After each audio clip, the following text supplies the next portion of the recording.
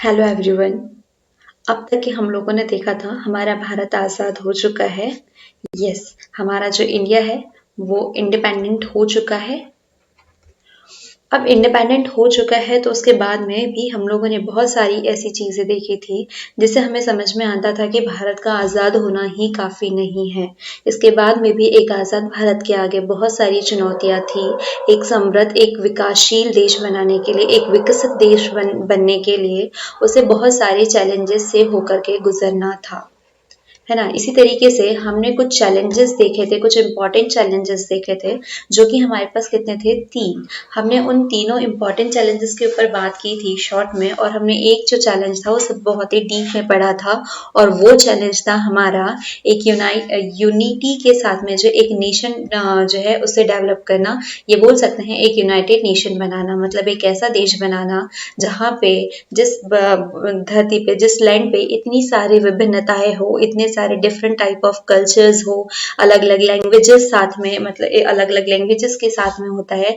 तो इतनी सारी अलग अलग के बाद में भी उस नेशन को एक यूनिटी में बांध के रखना, कई हद तक के बहुत सारी इसमें भी चुनौती आई, लेकिन हमारे जो लीडर्स है इसे भी अचीव करने में एक हद तक के जो है वो सक्सेस हुए हैं। और ये हम लोग लास्ट वाले चैप्टर में देख चुके हैं कैसे हम लोगों ने स्टेट्स बनाई, कैसे हमने जो राजाओं के लैंड्स हुआ करते थे, जो प्रिंसली स्टेट्स होती थी, उन सबको हमने हमारी यूनाइटेड नेशन में ऐड किया। यूनाइटेड नेशन वो नहीं जो हमने वर्ल्ड वॉर में पढ़ा था। ओके, यहाँ पे यूनाइटेड नेशन मतलब एक ऐसा नेशन जहाँ पे इतनी सारी विभिन्नताओं को एक साथ बांधे रखना था। यहाँ सिर्फ हमारे इंडिया की बात कर रहे हैं। सेकंड था एक डेमोक्रेटिक, डेमोक्रेटिक स्टैब्लिश करना, है ना। एक डेमोक्रेसी हमारे मतलब गणतंत्र ये करना, एक ऐसा संविधान बनाना, एक ऐसा कॉन्स्टिट्यूशन बनाना जो डेमोक्रेटिक हो, ये डेवलप करना था। और तीसरा था डेवलपमेंट ऑफ इकोनॉमी। और डेवलपमेंट ऑफ इकोनॉमी को सबसे टफेस्ट माना गया है, क्योंकि यही एक ऐसा है जो किसी भी देश को विकासशील बनाने के लिए, विकसित बनाने के लिए बहुत अहम रोल निभाता है। और इसी की सबसे बड़ी भूमिका होती है ना, डेवलपमेंट ऑफ इकोनॉमी। क्योंकि हमारे यहाँ की इकोनॉमी अच्छी होंगी, ग्रोथ अच्छी होंगी, तो हम अपने आप को और ज़्यादा डेवलप कर सकते हैं। तो बस आज का चैप्टर हमारा यही है, प्लानिंग एंड डेवलपमेंट। अगर आप पुराने कोर्सेज में देख रहे हो इस चैप्टर को, तो उस वक्त ये चैप्टर जो है कुछ और था, और अभी ये नए सिलेबस के अकॉर्डिंग इस चैप्टर का नाम हो चुका है प्लानिंग एंड डेवलपमेंट। मीन्स आज का जो चैप्टर है वो हमारा पॉलिटी कम इकोनॉमी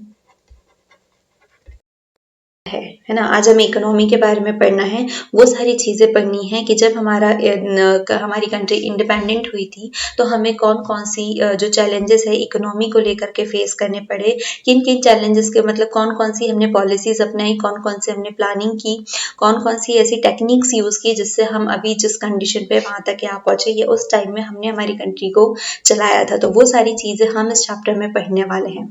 तो चलिए स्टार्ट करते हैं। जब भारत आज़ाद होता है, जब इंडिपेंडेंस मिलती है, उस टाइम में उड़ीसा में एक बहुत बड़ा एक हमें एक प्लेटफॉर्म जो है वो एक कहना चाहिए कि वो कहता है ना कि उगते हुए सूरज की भांति इस टाइप से कुछ मिलता है ना, कि मतलब कोई अच्छा से एक ऐसा प्लेटफॉर्म मिल जाता है जहाँ पे हम बहुत मतलब जो हमारे लिए बहुत इम्पोर्टेंट होता है। तो वैसे ही हमें एक उड़ीसा में एक खदान मिलती है, अनटैप्ड आयरन ओरे। एक ऐसी खदान जिसका उत्खनन अभी तक ये हुआ नहीं था, जिससे हमने बहुत ज़्यादा चीज़ें उससे ली नहीं थी। और तब ये वाली जो चीज़ है एक ऐसे उभरता हुआ हमारे पास में प्लेस मिलता है कि ये यहाँ पे हम इन्वेस्टमेंट कर सके, मतलब एक इम्पॉर्टेंट इन्वेस्टमेंट डेस्टिनेशन मिलता है। क्योंकि उड़ीसा की जो लोह की खदान होती है, जो आयरन ओर होती है, इससे अभी तक के जितना आयरन हमें लेना चाहिए था वो लिया नहीं था। तो गवर्नमेंट को यहाँ पे एक बहुत अच्छी अपॉर्चुनिटी मिलती है कि भाई ये वाली जो खदान है, यहाँ से हम हमारी इकोनॉमी को बहुत अच्छी तरीके से डेवलप कर सकते हैं, इसे हम हमारी इकोनॉमी के लिए यूज कर सकते हैं। तो उस टाइम क्या होता है कि हमारी जो गवर्नमेंट है और ये जो आयरन ओरे है, तो इन दोनों के, इसके मालिक के और गवर्नमेंट के बीच में एक एग्रीमेंट साइन होता है। ठीक है, एक एग्रीमेंट साइन करते हैं, है ना, क्योंकि ये हमारे फायदे के लिए चीज होने वाली थी। और वो क्या था, मेमोरेंडम ऑफ अंडरस्टैंडिंग, MOU। आप एमसीक्यूज के लिए इसे याद रख सकते हैं। With both international and domestic steel maker. अब जो डोमेस्टिक स्टील मेकर थे यहाँ की जो खुद की कंपनी थी इनकी, वो और जो हमारे इंटरनेशनल है ना, इंटरनेशनल और हमारे जो गवर्नमेंट है, इन दोनों के बीच में, स्टेट गवर्नमेंट के बीच में, जो उड़ीसा की सरकार होती है, इन दोनों के बीच में एक एग्रीमेंट साइन होता है, जो होता है मेमोरेंडम ऑफ अंडरस्टैंडिंग।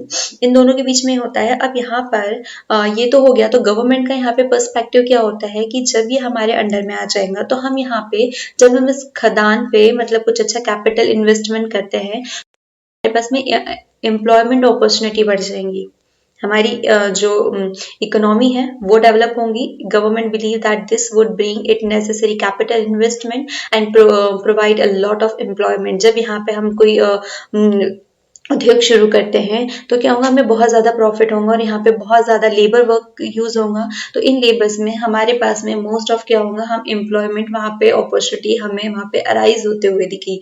तो इसके तहत ये लोग क्या करते हैं, एग्रीमेंट साइन कर लेते हैं। लेकिन कोई भी चीज़ सीधे रास्ते से जाए ऐसा तो होता नहीं है, पॉसिबल नहीं है। अब ये जो रिसोर्स थे, है ना, जो आयरन ओरे था, ये एक ऐसे एरिया में थे जहाँ पे मोस्ट ऑफ ट्राइबल पॉपुलेशन, जो ट्राइबल पॉपुलेशन है वो रहती है।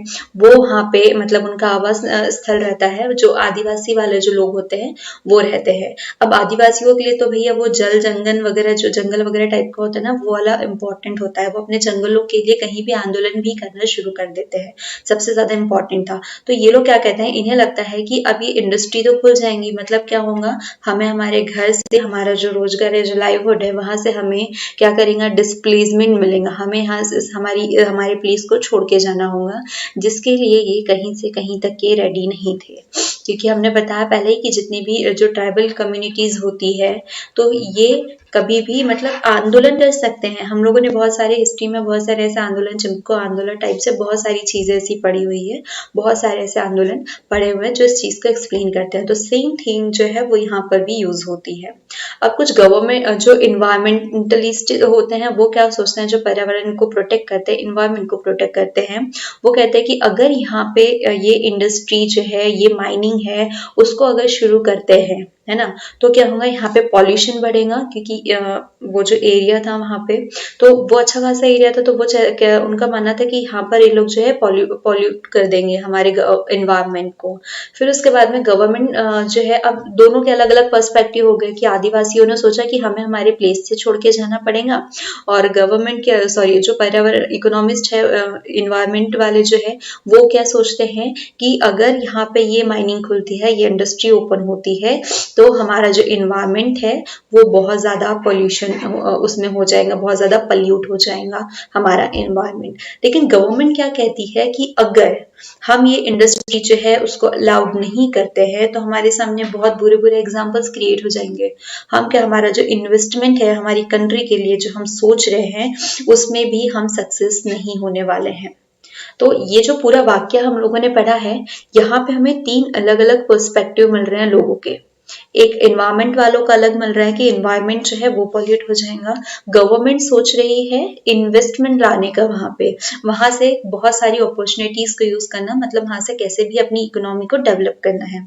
जो ट्रिब्यूनल कम्युनिटी है, जो पॉपुलेशन है, वो क्यों डर रही है कि ये उनके आवास स्थान, उनका जो होम है, लाइववुड्स है, वो इनसे छीन लिया जाएगा। तो हमने यहाँ पे 3 अलग अलग पर्सपेक्टिव देखे हैं, और ये पर्सपेक्टिव आप प्लीज इसे मतलब याद रखेंगे। अभी हम आगे चल के देखते हैं कि हम इसको कैसे यूज करते हैं। अभी हम लोगों ने देखा वहां पे कि जो भी ट्रिब्यूनल वाले लोग होते हैं, पॉपुलेशन होती है, उन्हें पसंद नहीं आता है कि वो वहां पे उनके प्लेस पे क्या करे, माइनिंग ओपन करे। अब मैंने वही बताया था वही पहले ही कि यहाँ पर बहुत सारी ऐसी वो हो जाती है, तो वहां पर ओपन होता है POSCO India, Orissa project site office. तो ये जो लोग हैं वो क्या करते हैं, यहाँ पे भुवनेश्वर वाला जो प्लेस है वहां पे जाते हैं, और वहां पे थर्सडे जो है और गुरुवार के दिन ये कंपनी का जो ऑफिस है, कोरियन कंपनी का जो ऑफिस आता है, वहां पे ये लोग हंगामा करते हैं, अपनी बात रखते हैं कि आपने जो बॉन्ड साइन किया है, वही बॉन्ड, ये वाला जो हम लोगों ने यहाँ पे बात की थी, मेमोरेंडम ऑफ अंडरस्टैंडिंग के बीच में दोनों ने जो साइन किया था, वो कहते हैं आप इसे वापस लो, हम हमारी जमीन छोड़ने के लिए रेडी नहीं है, आप इसको कैंसिल करो। जो मेमोरेंडम ऑफ अंडरस्टैंडिंग साइन हुआ है दोनों ही के बीच में, कंपनी के और जो उड़ीसा गवर्नमेंट है, उन दोनों के बीच में 1 साल पहले जो डॉक्यूमेंट जो साइन हुआ है, आप उन दोनों को कैंसिल करो, हम ये मतलब पॉसिबल नहीं होने देंगे। तो ये लोग इस तरीके की बात रखते हैं। फिर क्या होता है, यहाँ पर more than 100 man and women जो है वो ग्राम पंचायत के बहुत सारे गांव के 3-4 लोग मिलकर के जाते हैं और वहां पे इसे काम रोकने की कोशिश करते हैं। लेकिन ये जो पुलिस वाले अंकल लोग होते हैं ना, जो बहुत हमें डरावने से लगते हैं हमारे बचपन में, तो ये इन्हें अंदर जाने से रोक देते हैं। ये इन्हें प्रोटेस्ट करने मतलब इनका जो प्रोटेस्ट होता है उसको रोकने की कोशिश करते हैं और ये लोग प्रोटेस्ट करते हैं कि हम जो है कंपनी को यहाँ पर प्लांट जो है उसको मतलब चालू करने की परमिशन नहीं देते हैं। हम हमारे जो लाइव्स है, लाइवलीहुड है, हम किसी भी कीमत पे यहाँ पे प्लांट जो है वो हम बनने नहीं देंगे। तो इस तरीके की इनकी क्या होती है, वहां पे प्रोटेस्ट ये लोग करते रहते हैं। अब यहाँ पे हम लोगों ने चीजें देख ली कि हमने 3 अलग अलग पर्सपेक्टिव जो है इन लोगों के वो देख लिए। अब यहाँ पे पॉलिटिकल इंटरफेरेंस भी होता है, राजनीतिक हस्तक्षेप भी चलता है, कॉन्स्टेंटेशन। तो each of the decision could not be made independent of other such decision. अब यहाँ पे क्या चीजें होती है कि जो भी काम होते हैं, जो भी योजनाएं बनती है, सारी चीजें होती है, तो यहाँ पर ये देखना होता है कि मतलब जो जो एक पार्टी होती है वो दूसरी पार्टी के मतलब दोनों के बीच में, क्योंकि हमारे यहाँ पर अब ये वाली चीज ना, इसको हम यहाँ से कनेक्ट कर सकते हैं जो करंट पॉलिटिक्स हमारी चल रही है। तो अभी हम लोग क्या देख रहे हैं कि यदि ये कोई योजना लाता है तो ये जो सेकंड वाला है ना, ये इसके पर्सपेक्टिव से देखता है कि भाई ये सही है या नहीं। ये तो बहुत सारे आंदोलन वगैरह चलते हैं। अभी किसान बिल वगैरह का जो है ना, फार्मर एक्ट हम लोगों ने देख लिया था। हम लोगों ने कौन सा एक और देखा था, जो हमारे सिटीजनशिप एक्ट आया था, वो सारे तो अलग अलग पर्सपेक्टिव जो है वो यहाँ पर देखने थे कि जो राजनीतिक हस्तक्षेप आते हैं तो हर तरीके से देखते हैं कि ये एक समुदाय और दूसरे समुदाय के लिए वो कितना इम्पोर्टेंट है और कितना नहीं। लेकिन जो भी फैसले हो, जो भी विकास की अवधारणाएं फिक्स हो, जो भी ऐसी पॉलिसीज बनती है, तो वो कहीं ना कहीं हर किसी को आपस में कनेक्ट करती है, एक दूसरे से शेयर करती है। और उसका मेन जो उद्देश्य होता है वो क्या होता है, इकोनॉमिक डेवलपमेंट। मतलब कोई भी आप डिसीजन लो, किसी भी तरीके का लो, किसी भी तरीके की पॉलिसीज बनना है, लेकिन एट द एंड उसका मेन जो है, मेन एक्चुअल में जो उसका फीचर होना चाहिए क्या होता है, all these decision will bound together by a shared vision और a model of economical development. उसका जो मेन उद्देश्य होता है वो कौन सा होना चाहिए, इकोनॉमिकल डेवलपमेंट। और यहाँ पर हर कोई एग्रीमेंट मतलब एग्री करता है कि जो भी, क्योंकि देखो हम लोगों ने क्या बात की कि यहाँ पर जितनी भी चीजें होती है, जो भी समुदाय अलग अलग ग्रुप ऑफ मेंबर्स जो बात करते हैं, तो यहाँ पर 2 पर्सपेक्टिव रखते हैं। मतलब एक डेवलपमेंट के 2 पर्सपेक्टिव रखते हैं। एक तो वो इकोनॉमिकल होना चाहिए, है ना, और दूसरा क्या होना चाहिए, वो सोशल के साथ साथ इकोनॉमिक जस्टिस भी हो। मतलब हम लोगों ने क्या देखा कि यहाँ पर हमारे जो आदिवासी कम्युनिटी थी, तो उनके साथ में क्या एक जस्टिस नहीं हो रहा था। तो हमें ऐसी पॉलिसीज पे काम करना है, ऐसे डेवलपमेंट को हमको लाना है जहाँ पे हर किसी के साथ में सोशल जस्टिस भी हो, इकोनॉमिक जस्टिस भी हो, हमारे पास वो इकोनॉमिकल डेवलपमेंट भी होना चाहिए। हर पर्सपेक्टिव से हमें बात करनी है। तो यहाँ पर हर कोई एग्री करता है कि विकास जो है, एक डेवलपमेंट जो है वो तभी होगा हमारे इंडिया का जब हम दोनों ही पॉइंट को रखेंगे। मतलब जहाँ पे हमारी इकोनॉमिक ग्रोथ भी हो और साथ ही साथ हमारा सोशल और इकोनॉमिक जस्टिस भी हो। मतलब हर किसी के लिए हम उसको बुरा नहीं कर सकते। एक सामाजिक दृष्टि से भी वहाँ पे विकास होना चाहिए और एक हमारे जो आर्थिक विकास है उसको भी हम ध्यान में रखते हुए ही ऐसी पॉलिसीज बनाएं।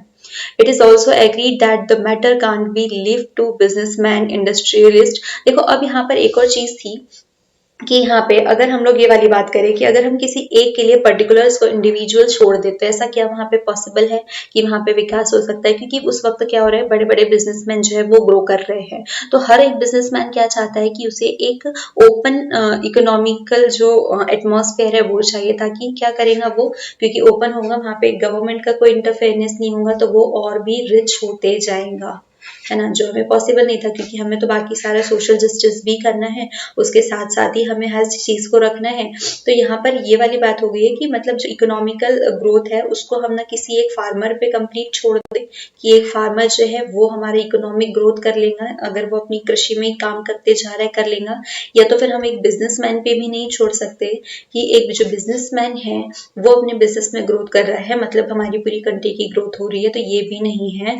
तो सर्वसम्मति से एक बात ये क्लियर होती है हमारे पास में कि जो हमारी ग्रोथ है सॉरी जो हमारी ग्रोथ है वो किसी एक चीज के ऊपर डिपेंड नहीं करने वाली, ठीक है। हमारी ग्रोथ के लिए हमें एक तो सोशल जस्टिस भी चाहिए, हमें हम ना प्योरली हम लोग किसके ऊपर डिपेंडेंट हो सकते हैं, फार्मर्स के ऊपर, ना हम किसी बिजनेसमैन के ऊपर डिपेंड हो सकते हैं। मतलब हमें हमारी ग्रोथ के लिए हमारा खुद का जो गवर्नमेंट का रोल है वो प्ले होना चाहिए क्योंकि तभी हमारे पास में एक इक्वली जो है ग्रोथ जो हम चाह रहे हैं, जो हम डेवलपमेंट है वो चाह रहे हैं, तो वो हमारे पास में हो जाए। It was also agree that the matter can't be lift to businessman. हाँ नहीं तो हम वो किसी बिजनेसमैन पे भी नहीं छोड़ सकते, किसी फार्मर पे भी नहीं छोड़ सकते, जो इंडस्ट्री है उनके ऊपर भी नहीं छोड़ सकते। तो यहाँ पे गवर्नमेंट का जो प्ले है रोल है वो सबसे ज्यादा इम्पोर्टेंट हो जाता है।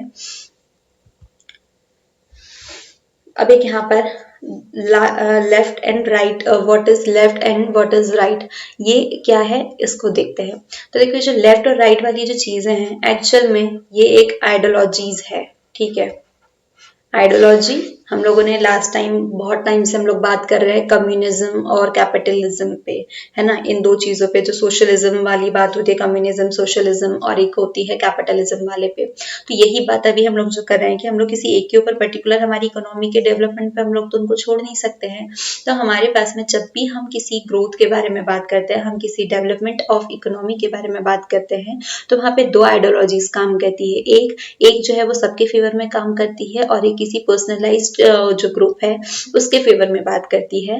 तो यहाँ पे भी सेम है, हमें दो जो है आइडियोलॉजीज देखने को मिलती है। एक तो होती है लेफ्ट और दूसरी है राइट। जो लेफ्ट जो आइडियोलॉजी है वो किसके ऊपर काम करती है कि जितने भी पुअर्स है, डाउन ट्रोडन्स है, सेक्शंस है, गवर्नमेंट मतलब सपोर्ट गवर्नमेंट पॉलिसीज है, तो इनके ऊपर क्या है, and support government policies for the benefit of this sections. मतलब हमारी जितनी भी पॉलिसीज आने वाली है वो हम गरीबों को ध्यान में रख के बनाए, जो मतलब ज्यादा डेवलप नहीं है, डाउन ट्रोडन सेक्शंस है, उन लोगों को ध्यान में रख के बनाए। मतलब टोटली क्या कर सकते हैं हम, यहाँ पर हमारा जो काम है वो पूरी एक तरीके से सोशल है, या हम इस आइडियोलॉजी को है कम्युनिज्म वाली आइडियोलॉजी के तहत भी देख सकते हैं। तो लेफ्ट वाली जो आइडियोलॉजी है वो किसके ऊपर काम कर रही है कि ये जो पुअर पर्सन है, जो डाउन ट्रोडन सेक्शंस है, उनके ऊपर काम करने वाली जो है, तो उनके ऊपर हम लोग इसको रखते हैं कि ये यहाँ पर हेल्प करने वाली है और इनको सपोर्ट करती है। ये चीज क्लियर हुई। इसी की तरह से अब राइट वाली है वो इसके अगेंस्ट हो जाएगी। तो राइट वाली जो है वो क्या मतलब बिलीव करती है, free competition and market economy alone ensure progress and that government should not unnecessary enter in the economy. मतलब यहाँ क्या हो रहा है कि जितने भी ओपन मार्केट्स है उनके बीच में क्या करे कि वहां पर एक उनकी प्रोग्रेस के लिए एक ओपन मार्केट रख दे, एक फ्री कंपटीशन रख दे। मतलब वही जो हमने कैपिटलिज्म के ऊपर बात की थी ना, तो कैपिटलिज्म ही बोल सकते हैं राइट वाली जो है राइट आइडियोलॉजी है उसको फॉलो करती है। मतलब यहाँ पे सबका जितना भी फायदा है वो किसका है, वो हमारे पास में जो प्राइवेट सेक्टर्स है उन लोगों का है। वहां पे गवर्नमेंट जो है वो कोई भी इंटरफेरेंस नहीं करेंगी। यहाँ पे जितनी तरक्की है वो किसके लिए है, वो बिजनेसमैन लोगों के लिए, जो इंडस्ट्रियल एरियाज है उनके लिए है। वहां पे एक ओपन मार्केट रख दिया है कि यहाँ पे गवर्नमेंट का कोई भी इंटरफेयर नहीं होगा। उनकी जो भी लागत आ रही है, जो भी वो अचीव कर रहे हैं तो उसके ऊपर हमारा कोई भी इंटरफेयर नहीं होगा। तो इस तरीके से आप लोगों को होप ये दोनों जो आइडियोलॉजीज है वो समझ में आई, लेफ्ट और राइट। देन अब देखते हैं हमारे पास में, अब हम लोगों ने तो देख लिया, हमारे पास ये चीजें क्लियर हो चुकी थी कि हमें हमारे पास डेवलपमेंट जो है वो किस किस तरीके से हमें इम्पोर्टेंट है। तो अब हम क्या करेंगे, कुछ आइडियाज हमें फाइंड आउट करने हैं कि अब हम जो डेवलपमेंट है, हमें जो हमारा आर्थिक विकास करना है इकोनॉमी में, डेवलपमेंट ऑफ इकोनॉमी वो देखना है। तो हमने जो उड़ीसा वाला मैटर पढ़ा तो वहां पे हम लोगों के पास कितनी चीजें समझ में आई, हमें वहां पे 3 चीजें समझ में आई। एक तो कौन सी, हमने एक एनवायरमेंट के पॉइंट ऑफ व्यू से देखा कि वहाँ पे अगर हम प्लांट सेट करते हैं तो इन्वायरमेंट जो है वो बहुत ज़्यादा पोल्यूट हो जाएगा। एक पर्सपेक्टिव हमारे पास गवर्नमेंट का है कि ये यहाँ से ज़्यादा पैसा कमाना चाह रहे हैं, बहुत ज़्यादा से ज़्यादा पैसा कमाना चाह रहे हैं। मतलब क्या हुआ, ये तो एम्प्लॉयमेंट जो है वो प्रोवाइड कराएगा, उसकी बहुत ज़्यादा पॉसिबिलिटी है वहाँ पे, ये यहाँ से अर्न करेगा बहुत सारी चीज़ें। तो गवर्नमेंट का पर्सपेक्टिव अलग हो गया। देन जो आदिवासी है उनका क्या है, उनका जो पर्सपेक्टिव है क्या है कि हमारा जो घर वर है ये सारी चीज़ें चली जाएंगी। तो हमारे पास में जो डेवलपमेंट का मतलब होता है वो हर किसी के लिए अलग अलग होता है। मतलब 3 पर्सपेक्टिव, तो तीनों के लिए जो डेवलपमेंट है, इन लोगों के लिए डेवलपमेंट क्या है, प्लांट, इनके लिए डेवलपमेंट क्या है कि अगर प्लांट लगाया तो हमारा पर्यावरण जो है वो पूरी तरीके से प्रदूषित हो जाएगा। आदिवासी के लिए डेवलपमेंट क्या है कि ये डेवलपमेंट अगर इन लोगों ने किया तो हमारा जो डेवलपमेंट है, जो हमारे रहने का है, हमारी आवास कमाई, जो रोजी रोटी जहाँ से आ रही है वो खत्म हो जाएंगी। तो तीनों ही कम्युनिटी के लिए अलग अलग डेवलपमेंट की डेफिनेशन है, हर किसी के लिए, है ना, तीनों के लिए। तो अब डेवलपमेंट जो है हमें किस तरीके से करना है कि हम तीनों को ही बैलेंस करके रखें। अगर हम बात करें उस टाइम की, जिस दौर से हम लोग चल रहे थे उस टाइम की, मतलब हम लोग कहाँ पे डेवलपमेंट देख रहे हैं 1947 में, उस दौर की देखें तो वहाँ पे जो डेवलपमेंट का मतलब था वो था मॉडर्न हो जाना। मतलब अगर आप मॉडर्न हो रहे हो that means you are developing your country. Modern means क्या हुआ कि जो वेस्ट वाली कंपनीज थी, जो वेस्ट वाली कंट्रीज थी, उनके यहाँ पर जो मॉडर्नाइज्ड किया जा रहा था इंडस्ट्रीज को, तो वही चाह रहे थे कि मतलब उस टाइम में जितनी भी चीजें हो रही थी तो वही समझ रहे थे कि अगर आप अपने आप को मतलब मॉडर्न करना, मतलब अपने आप को डेवलप करना चाहते हो तो आपको मॉडर्न होने की तरफ बढ़ना पड़ेगा। आपको अपना मॉडर्नाइजेशन करवाना होगा जिस तरीके से वेस्ट की ओर हो रहा है, जो उधर जो ट्रेंड चल रहा है, जो कल्चर चल रहा है उसको फॉलो करो। तो उस वक्त क्या चल रहा था कि डेवलपमेंट वही है। अगर आप अपने आप को डेवलप करना चाह रहे हो तो आपको उन्हीं पद चिन्हों पे चलना पड़ेगा, वही सारी इकोनॉमी में मतलब चेंजेस करने होंगे जो मॉडर्नाइजेशन कर रहा है, मतलब जो आधुनिकरण हो रहा है उसी को अपनाते हो आप। तो मतलब क्या हो रहा है कि आप मॉडर्न हो रहे हो, मतलब आपका डेवलपमेंट हो रहा है। It was believe that every country would go through the process of modernisation as in the west, which involved the breakdown of traditional social structure and the rise of capitalism and liberalization। उन लोगों ने क्या किया था, मतलब उनने जो modernisation जो टेक्निक चूज की थी उसमें क्या कर रहे थे कि उनने जितनी भी सोशल स्ट्रक्चर्स थे, है ना, जिसमें सोशल बेनिफिट हो रहा था, मतलब क्या कि जो ये आदिवासी कम्युनिटी है ना, इनको भी लेके चलना, इन्वायरमेंट वाले को भी लेके चलना, ना कि सिर्फ इंडस्ट्रियल जो एरिया है उसको लेकर के चलना। तो ये उनको क्या कर रहे थे, वो वाली सारी चीजों को खत्म कर रहे थे, ब्रेक डाउन ऑफ ट्रेडिशनल। तो ये वाली चीजें तो यहाँ पे खत्म हो रहा था, तो इनका आधुनिकरण का, ये मॉडर्नाइजेशन का मतलब ही यही था कि ये सारी जो चीजें हैं वो खत्म हो रही है। और क्या हो रहा है कि मतलब वो कैपिटलिज्म शुरू करे। कैपिटलिज्म वही कि जो प्राइवेटाइजेशन हो रहा है ना, जो प्राइवेट सेक्टर में जो चीजें जा रही है वही सारी चीजों को हैंडल कर रहे हैं। तो उनका मतलब ये था कि ईस्ट वाले कंपनी, वेस्ट वाले लोग क्या कर रहे थे, वेस्ट वाले ना, वेस्ट अलायंसेस हम लोगों ने पढ़ा था कि वो यूएन का था, और वो कौन सी आइडियोलॉजी को फॉलो कर रहे थे, वो लोग किसको फॉलो कर रहे थे, कैपिटलिज्म को, है ना। और ये कैपिटलिज्म एंड लिबरलाइजेशन जो है वो यहाँ पर चल रहा था। Then modernisation was also associate with the ideas of growth, material progress and scientific rationality. हाँ, यहाँ पे एक बात है कि जो मॉडर्नाइजेशन है वो इसकी चीज के ऊपर काम कर रहा था कि उसके पास जो ग्रोथ के आइडियाज है कि कैसे आपको चीजें डेवलप करनी है ये, लेकिन ये सारी चीजें किसके हाथ में थी, ये गवर्नमेंट के हाथ में नहीं थी, क्योंकि ये प्राइवेटाइजेशन है। तो ये जितनी भी मतलब जो प्राइवेट जो इंडस्ट्री वाले लोग हैं ये इसी वही कर रहे हैं, है ना, ये हमारी गवर्नमेंट नहीं कर रही है, यहाँ पे ये सारी चीजें वही कर रही है। तो यही जो है वो डेवलपमेंट होता है। तो these kind of development allowed everyone to talk about different country to as develop और डेवलपिंग और अंडर डेवलप्ड। अब इसी के थ्रू जो है हर कंट्रीज जो है वो अपने आप को, मतलब हर कोई जो है इसको फॉलो करने की कोशिश कर रहा था, क्योंकि चीजें उस वक्त थोड़े बहुत अच्छे रिजल्ट्स हो रहे थे। लेकिन हाँ, यहाँ पर उसके साथ में क्या हो रहा था कि एक सोशल, तो हर किसी को एक सोशल प्लेटफॉर्म भी चाहिए था। तो लोग जो है जो है अलग अलग थिंकिंग वाले लोगों की अलग अलग जा रही थी। तो कुछ लोगों का क्या था कि हमें सोशल करना है, क्योंकि हमें हर किसी को लेके चलना है।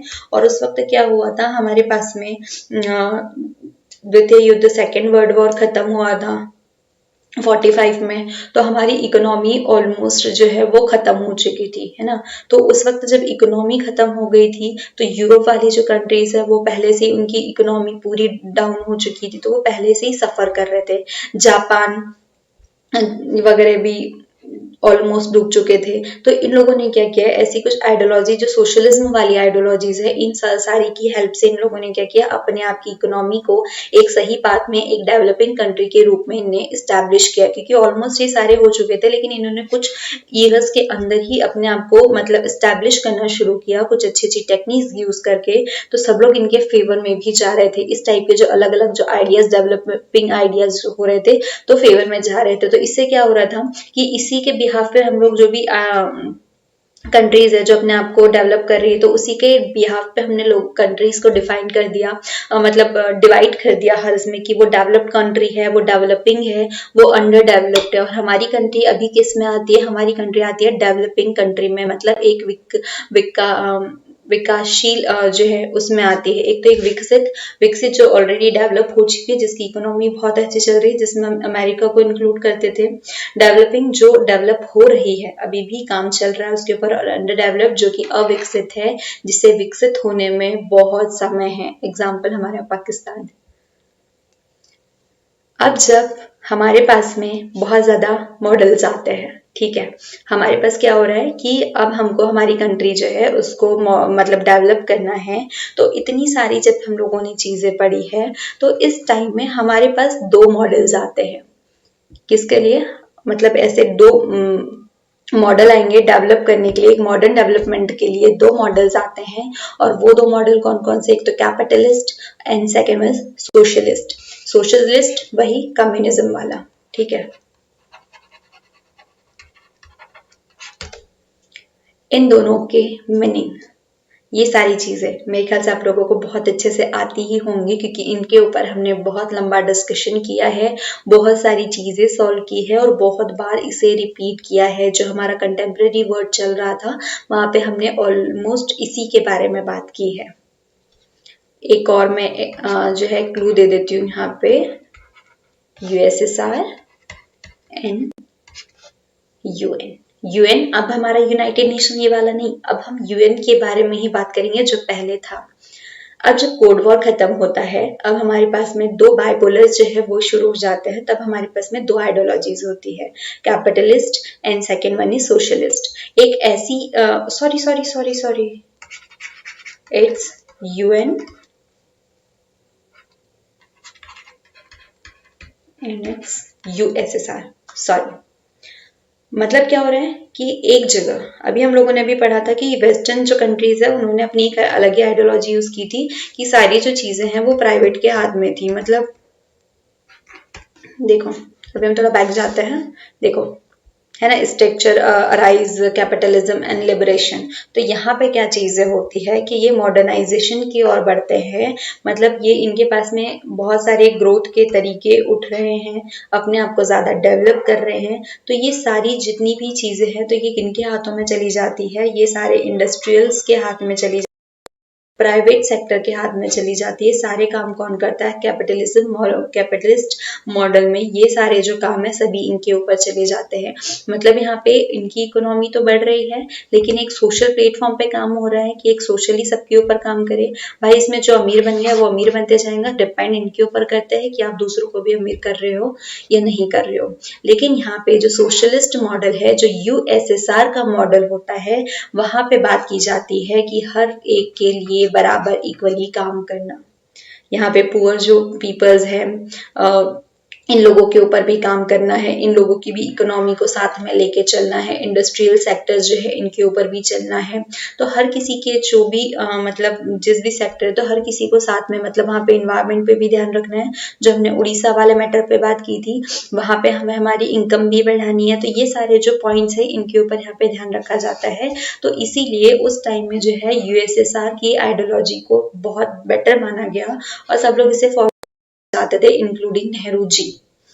तो बहुत सारी ऐसी कंट्रीज थी जो मतलब पूरी तरीके से आइडियोलॉजी फॉलो नहीं करना था, हमें किस लिए फॉलो करना था, जो इकोनॉमिकल डेवलपमेंट है उस एरिया के लिए। वरना आइडियोलॉजी के चक्कर में तो भाई कोल्ड वॉर चल रहे थे, है ना, और यूएसएसआर का खात्मा भी हुआ था।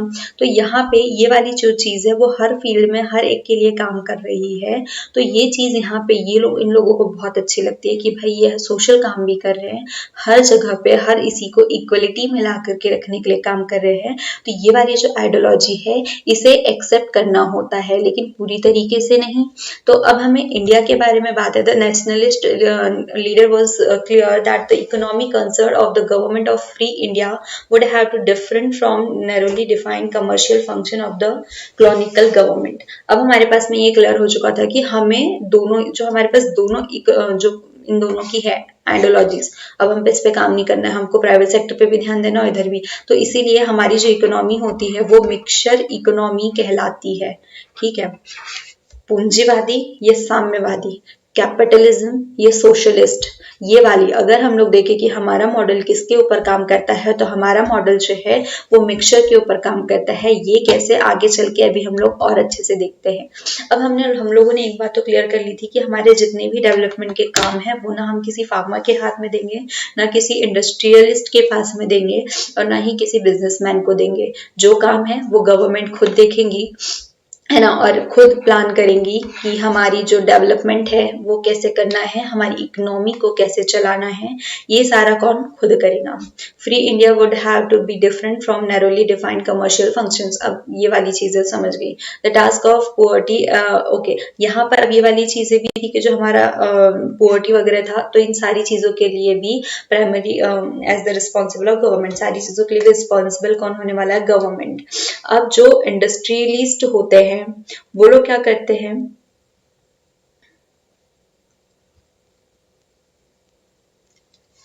इसके अगेंस्ट होते हैं। क्यों होता है इनके अगेंस्ट? क्योंकि वो एक ओपन मार्केट चाहते हैं जहां पे गवर्नमेंट का कोई भी इंटरफेरेंस ना हो। वो नहीं चाहते कि गवर्नमेंट यहाँ पे इंटरफेयर करे, हमें एक ओपन मार्केट चाहिए ताकि हम अपने आप को डेवलप कर सके, हम जो चाहते हैं वो कर सके। क्योंकि भाई इतने बड़े बड़े आयरन ओरे मिल रहा है और बड़े बड़े वो है, तो यहाँ पे इतने जगह अगर हम हमारी डेवलपमेंट नहीं करें तो फिर क्या है। लेकिन हमारे गवर्नमेंट का क्लियर था कि हमें गवर्नमेंट डेवलपमेंट जो है सबके मतलब सभी के लिए साथ साथ चाहिए, सभी चीजों के लिए। तो development of agriculture in particular, okay, poverty. अब इनके पास में क्या है, कोई दूसरे अलग से काम धाम तो है नहीं, कुछ है नहीं। तो यहाँ पर एक चीज आती है, वेट सॉरी,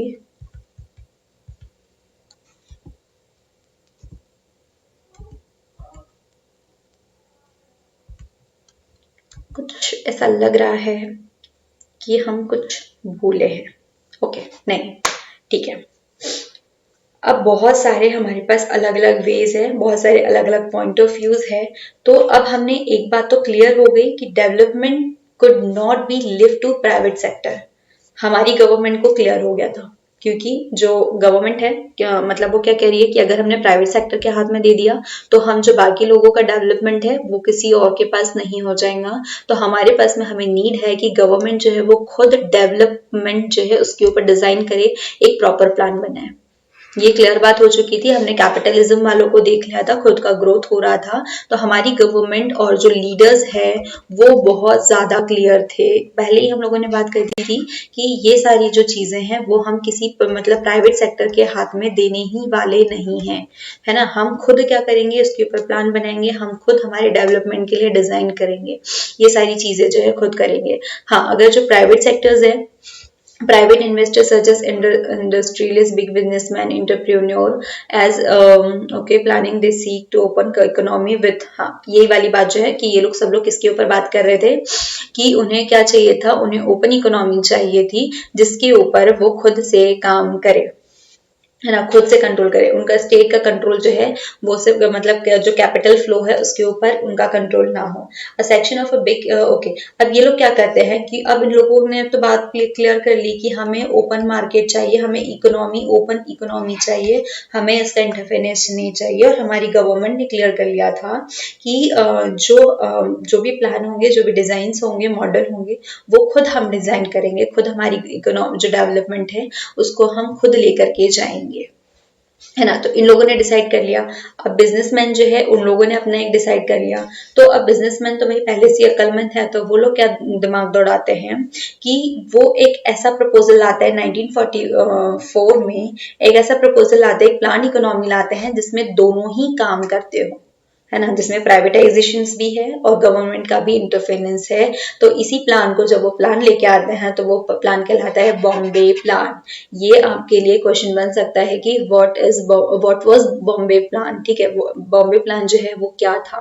तो बॉम्बे प्लान क्या था, द स्टेट टुक मेजर, जो स्टेट है इंडस्ट्रियल में जो बड़े बड़ी चीजें हैं, इनिशिएटिव्स है, वो इनके पास में रहेंगे, अदर इकोनॉमिकल इन्वेस्टमेंट्स रहेंगे। जैसे लेफ्ट और राइट वाली जो चीजें थी ना, तो वो दोनों ही यहाँ पे काम कर रही है, ठीक है। Planning for development was the most obvious choice of the country their independence. अब यहाँ पर जो है मतलब आधा जो हिस्सा है वो किसका है, वो प्राइवेट का है, और आधा जो है इसका है। तो द प्लानिंग का ये वाला जो है ये चीजें आ जाती है। अब इसके बाद में क्या हुआ, बॉम्बे प्लान तो आ गया। अब हमने यहाँ पर एक चीज बात देखी है कि government to develop a design और अ प्लान फॉर डेवलपमेंट। अब हमें हमारे डेवलपमेंट के लिए एक प्लान चाहिए। और यहाँ पे बहुत सारे ऐसे क्वेश्चंस हुए थे कि जो गवर्नमेंट है कि ये अकेले तरीके से कर पाएंगे ये काम, क्योंकि इतनी बड़ी बात हो रही है, इतनी बड़ी जो चीज है उसे हमें अचीव करना है। तो क्या गवर्नमेंट इतने बड़े मतलब इतनी इकोनॉमी का जो इतना बड़ा मॉडल है इसके ऊपर अकेले काम कर लेंगी? क्या इसे कोई कमीशन बनाना चाहिए इसके ऊपर?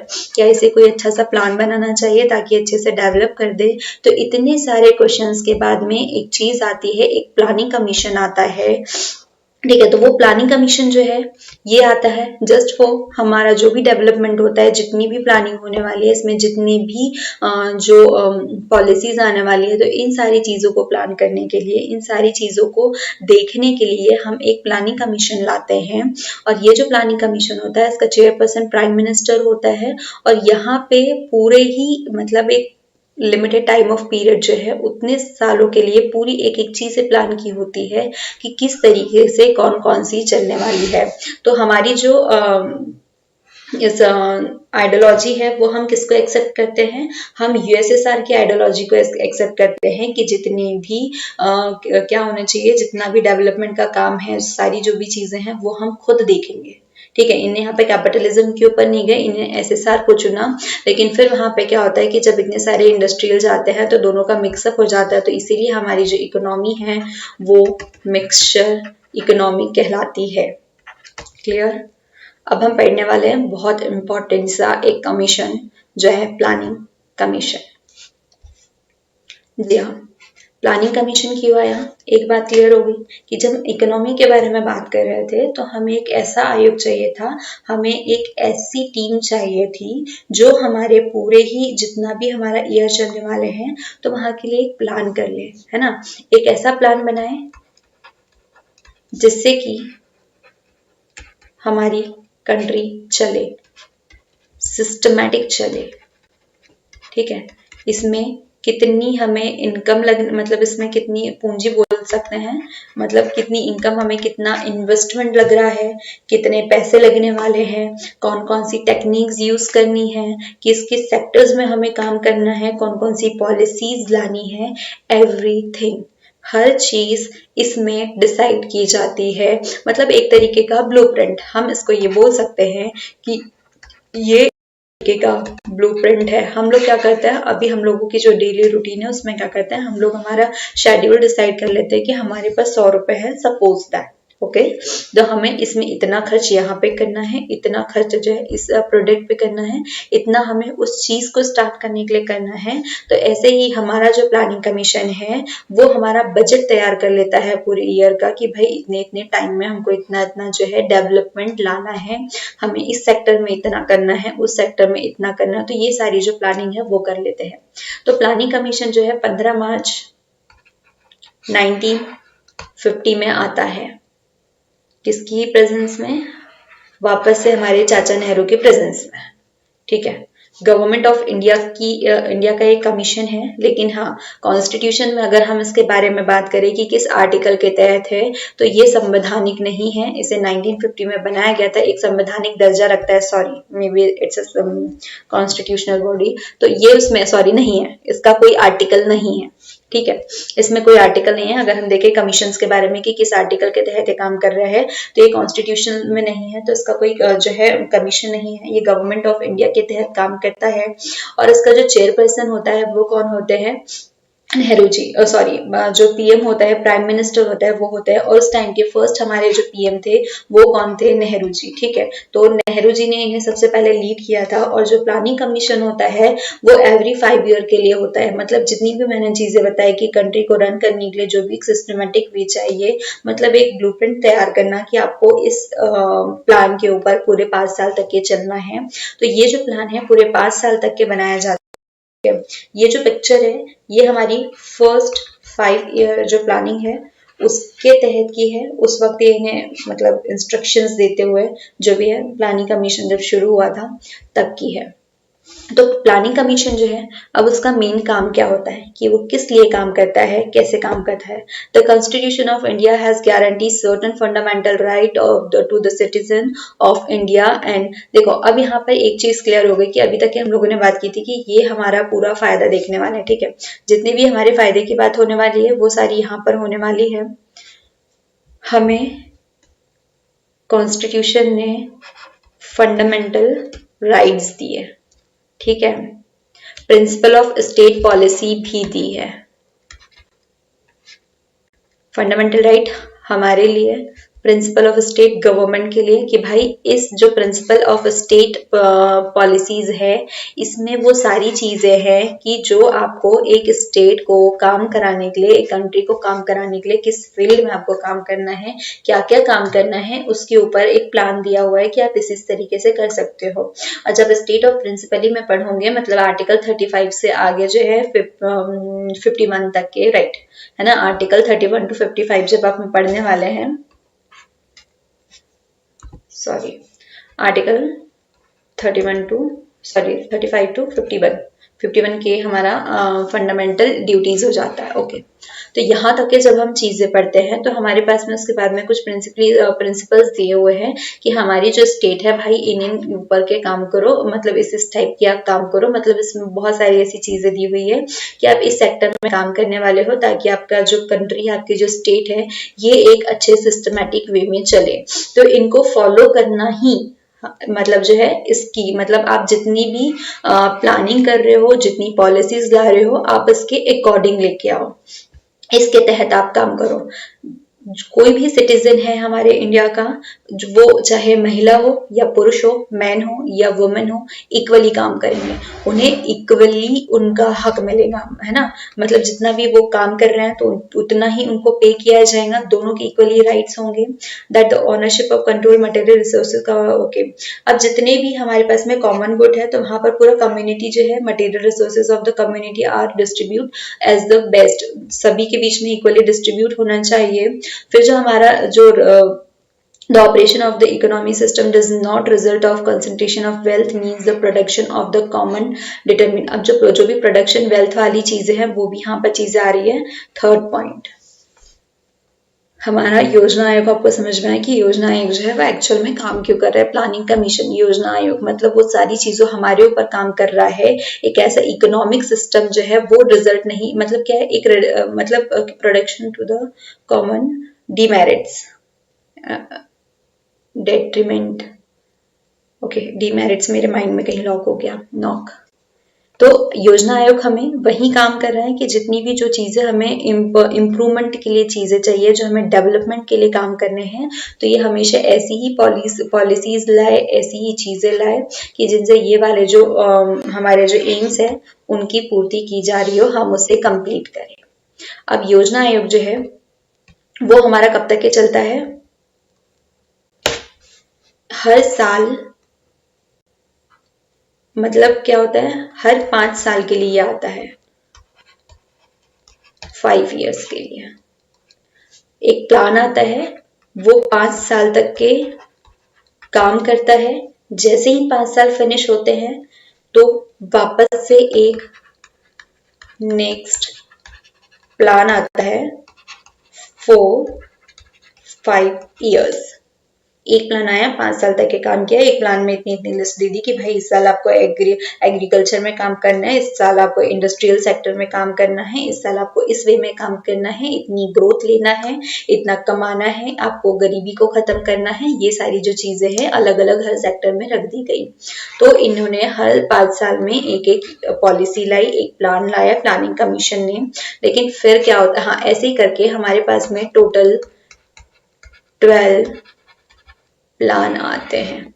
कुछ में थोड़े थोड़े गैप हो जाते हैं, लेकिन ऐसे ही करके हमारे पास में 12 पंचवर्षीय योजना आती है, 12 5 year प्लान आते हैं। जो कौन लाता है, कमीशन है ना, जो प्लानिंग कमीशन है वो लाता है। लेकिन फिर क्या करते हैं, जो गवर्नमेंट ऑफ इंडिया है वो प्लानिंग कमीशन को किसमें कन्वर्ट कर देती है, नीति आयोग में। अब ये मत समझना कि मैंने यहाँ पर फर्स्ट पीएम और जो करंट मोदी जी है उन लोगों को रखा है, तो ऐसा कुछ मत ले लेना फर्स्ट और लास्ट वाला। तो यह इन दोनों के बीच में कंपैरिजन शुरू करना है। तो ये इमेज जो है वो इसी पर्पज से लगाई गई है कि नेहरू जी के टाइम में प्लानिंग कमीशन आता है ना, तो इसी पर्पज से लगी गई है कि यहाँ पे प्लानिंग कमीशन आया और यहाँ पे नीति आयोग आया। दो चीजें। अब ये जो प्लानिंग कमीशन है तो यहाँ पर क्या होता है, मतलब कब आया, 1950 में आया और 2014 में जो है इसको खत्म कर दिया जाता है। तो हमारे पास टोटल 12 5 year प्लान आते हैं, नेहरू जी ने शुरू किया था।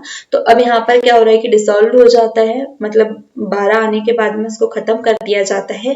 तो क्या अब 12 आने के बाद में हमारे पास कोई दूसरी योजना नहीं है कि अब हम हमारी कंट्री को कैसे रन करेंगे, क्योंकि अब हमारी जो इकोनॉमी है उसको क्लियर करने के लिए हमें कोई ना कोई प्लान की तो आवश्यकता पड़ेगी, नीड तो पड़ेगी। क्या हम इतने ज्यादा डेवलप हो गए कि अब हमें बिना प्लान के काम करना है, तो ऐसा नहीं था। अब क्या हुआ कि ये जो प्लानिंग कमीशन है अब इसका काम, क्योंकि प्लानिंग कमीशन किसके ऊपर काम करता था, 5 years के लिए, मतलब उसका जो भी प्लान आता था वो 5 साल के लिए होता था कि भाई अब मैं नए प्लान लेके आ गया हूँ, ये फाइल आ चुकी है, अब आप इसके ऊपर नेक्स्ट 5 year काम करते रहिए। तो इस चीज को रिजोल्व करके जो मोदी जी है वो 1 जनवरी 2015 को लाते हैं NITI Aayog. NITI Aayog means national institution for transforming India.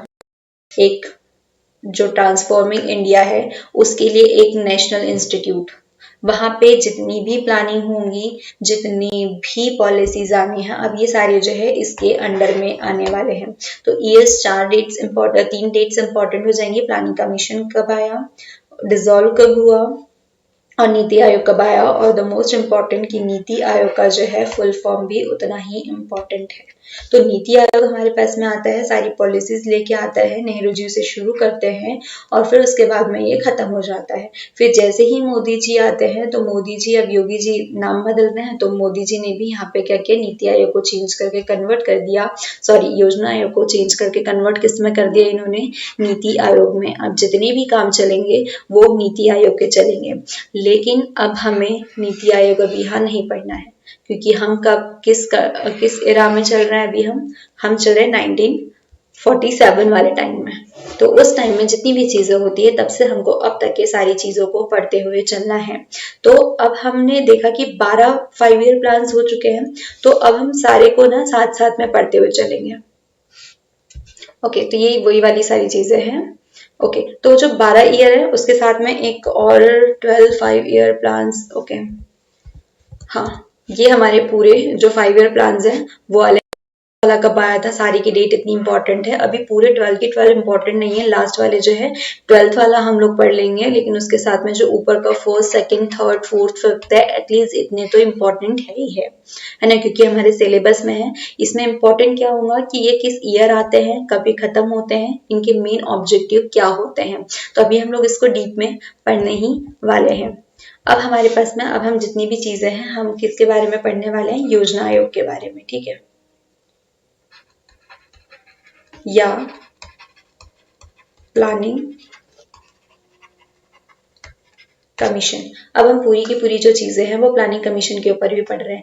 अब हमने क्या देखा कि क्या हो रहा है कि जो गवर्नमेंट है वो एक डॉक्यूमेंट ला रही है जिसके पास में पूरे नेक्स्ट 5 ईयर का प्लान है। मतलब 5 साल तक के पूरी चीजें उसके पास प्लान है कि नेक्स्ट 5 ईयर आपको कौन कौन सी चीजें करनी है। अब इसके लिए हमें एक बजट की भी नीड पड़ेगी, डेफिनेटली पड़ेंगी। तो इन्हें क्या किया गवर्नमेंट ने, जो स्टेट गवर्नमेंट है उसने उसको 2 पार्ट्स में डिवाइड कर दिया। मतलब जो हमारे प्लान्स आते हैं वो हमने 2 पार्ट्स में डिवाइड कर दिए। एक हो गया नॉन प्लान, जितने भी प्लान है हमारे वो हमने 2 पार्ट्स में डिवाइड कर दिए। एक नॉन प्लान हो गया और दूसरा हो गया प्लान। नाम से क्लियर है, नॉन प्लान ऐसे वाले कि जो हमारे रूटीन में नहीं है, मतलब it spend on routine item on yearly basis, yearly basis पे हो रहा है। कहीं सडन, एकदम से सडन ऐसी चीज आ जाती है जहाँ पे हमें चीजें करनी है, जैसे कि कहीं पे अर्थक्वेक आ गया, कोई सुनामी आ गया, बाढ़ आ गया, इस टाइप के। तो ये अनप्लान्ड होते हैं कि ये प्लान नहीं करते हैं। एक स्पेशल जो है इसके लिए कुछ रख दिया जाता है कि हाँ भाई अगर हम कोई फेस कर रहे हैं कोई चीजें तो तब हम इस चीज को यहाँ पे ये यूटिलाइज कर लेंगे। फिर जो प्लान है वो प्लान टोटली है कि हमें उतना स्पेंड करना है, एक बजट जो है कि इतना हमें इन सेक्टर पे करना ही है, मतलब ये फिक्स्ड है, इसको आप चेंज नहीं कर सकते। और अनप्लान में हमने क्या किया, नॉन फिक्स बजट है वहां पर कि हमें एक कभी स्पेशल कंडीशंस आती है तब हमें इसे यूज करना है। लेकिन ये जो प्लान वाला बजट होता है तो यहाँ पर क्या होता है, इसको ईयरली बेसिस, 5 ईयर के बेसिस पर रख दिया जाता है कि हाँ इतना जो है, जैसे कि अभी हम लोग क्या चीजें देखते हैं कि कहते हैं ना कि स्कूल के लिए इतना बजट आया है, आंगनवाड़ी के लिए इतना बजट आया है, रोड के आया है, वो बिल्डिंग के लिए इतना आया है, कॉलेजेस के लिए इतना आया, स्कॉलरशिप पे था, इस टाइप की सारी चीजें। तो ये सारी जो चीजें है वो यहीं पे यूज होती है। 5 year plan has advantage to permit the government to focus on the larger picture and make long term in intervention in the economy. Definitely कि जो 5 ईयर का प्लान होता है ये क्या करता है, एक लॉन्ग टर्म इकोनॉमी के ऊपर काम करता है, एक फोकस रखता है।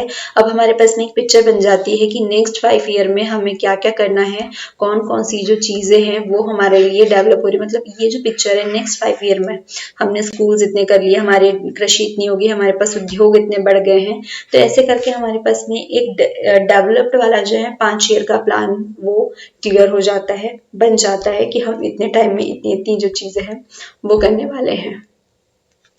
जो हमारा फर्स्ट वाला जो है, फर्स्ट 5 ईयर प्लान जो है वो आता है हमारा 1951 में।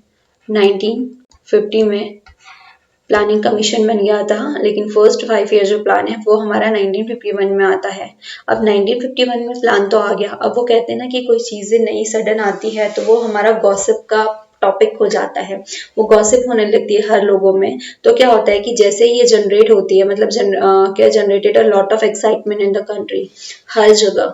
मतलब हमारे यहाँ रेलवे तो एक ऐसा प्लेटफॉर्म है जहाँ पे हर जगह हम इन्हीं सारी जो चीजें हैं इसी के ऊपर काम किया जाता है। तो वहां पे भी क्या चीज होती है कि ये जब मतलब हर जगह पान ठेले हो, रेलवे हो, चौराहे हो, कहीं पे भी, तो हर जगह जो है जैसे ही फर्स्ट 5 ईयर प्लान आता है तो उससे रिलेटेड गॉसिप शुरू हो जाती है। कुछ लोगों को ये सही लगता है, कुछ लोगों को गलत लगता है। तो एक कंटिन्यू जो प्रोसेस है वो चलते रहता है कि भाई ये चीजें नहीं होनी चाहिए, टू डू लिस्ट और डोंट डू वाले लिस्ट जो है इस तरीके से चलने लगती है। सबके अपने अपने ओपिनियंस आते हैं, सबके अपने अपने पर्सपेक्टिव्स होते हैं, जैसे कि हमने उड़ीसा में 3 पर्सपेक्टिव्स देखे थे, तो ऐसे ही इसके साथ होता है। फिर क्या होता है कि दूसरा जो 5 ईयर प्लान होता है 1956 में आता है, इसी के साथ में 61 में जो है तीसरा 5 ईयर प्लान जो है वो भी आ जाता है। और ये जो प्रोसेस है ये साथ में चलती ही जाती है। ये जो गॉसिप वाला चल रहा है ना कि मतलब अलग अलग कमेंट्स हर किसी की तरफ से निकलना है, तो जो इसी तरीके से जब जो चौथा वाला है 1996 में जो फोर्थ 5 ईयर प्लान आने वाला था, तो ये लोग क्या करते हैं कि इसको थोड़ा होल्ड कर देते हैं कि ठीक है अभी इतना ही रखो, इसके आगे अब हम लोग नहीं जा रहे हैं, क्योंकि अभी इतनी सारी चीजें हो गई है, क्योंकि मतलब अब इतना सारा क्रिटिसाइज हो रहे हैं चीजें, तो प्रोसेस नहीं हो रही है। तो अब हम क्या करते हैं, इसको अभी तक के इतना रोक देते हैं, फिर कुछ टाइम बाद में थोड़े और इम्प्लीमेंट लाएंगे, उसके बाद में हम अपनी प्रोसेस को आगे बढ़ाने वाले हैं, हम हमारे प्लान जो है वो और अच्छे से बेटर करने वाले हैं। तो अब तक हम लोगों ने देखा कि जो प्लानिंग कमीशन है कैसे आता है और किस किस फील्ड में हम लोग काम कर रहे होते हैं, वो सारी अभी के लिए इतना। लेकिन जो नेक्स्ट वीडियो है उसमें हम एकदम डिटेल में पढ़ने वाले हैं first 5 year plan, second 5 year plan और इनसे रिलेटेड सारी चीजें। तब तक के आप इतना रिवीजन करिए। लास्ट वीडियो में हम लोगों ने देखा था प्लान डेवलपमेंट, किस तरीके से हमारी जो इकोनॉमी है हमने उसे डेवलप करने के लिए बहुत सारे प्रयास किए। हमारे जो लीडर्स है आफ्टर फ्रीडम, हम लोगों ने बहुत सारी कोशिशें की, क्योंकि ये हमारी टफेस्ट और सबसे बड़ी जो है वो प्रॉब्लम बन करके आती है। और ये हम लोगों ने अब तक के तो देख ही लिया था कि हमने जो इकोनॉमी डेवलप करने वाला जो चैलेंज है उसे हमने सबसे ज़्यादा किस लिए हमें सबसे ज़्यादा टफ लगा। तो ऑलमोस्ट जो है बहुत सारे रीजंस हम लोग इसमें देख चुके थे। हम लोगों ने उड़ीसा से स्टार्ट किया था, देन भुवनेश्वर का हमने जो प्रोटेस्ट था वो भी देखा। पॉलिटिकल जितने भी प्रॉब्लम्स आए, राइट लेफ्ट आइडियोलॉजीज क्या है, किस तरीके से हमने मॉडर्न जो हमारे मॉडल्स है वो डेवलप किए गए थे।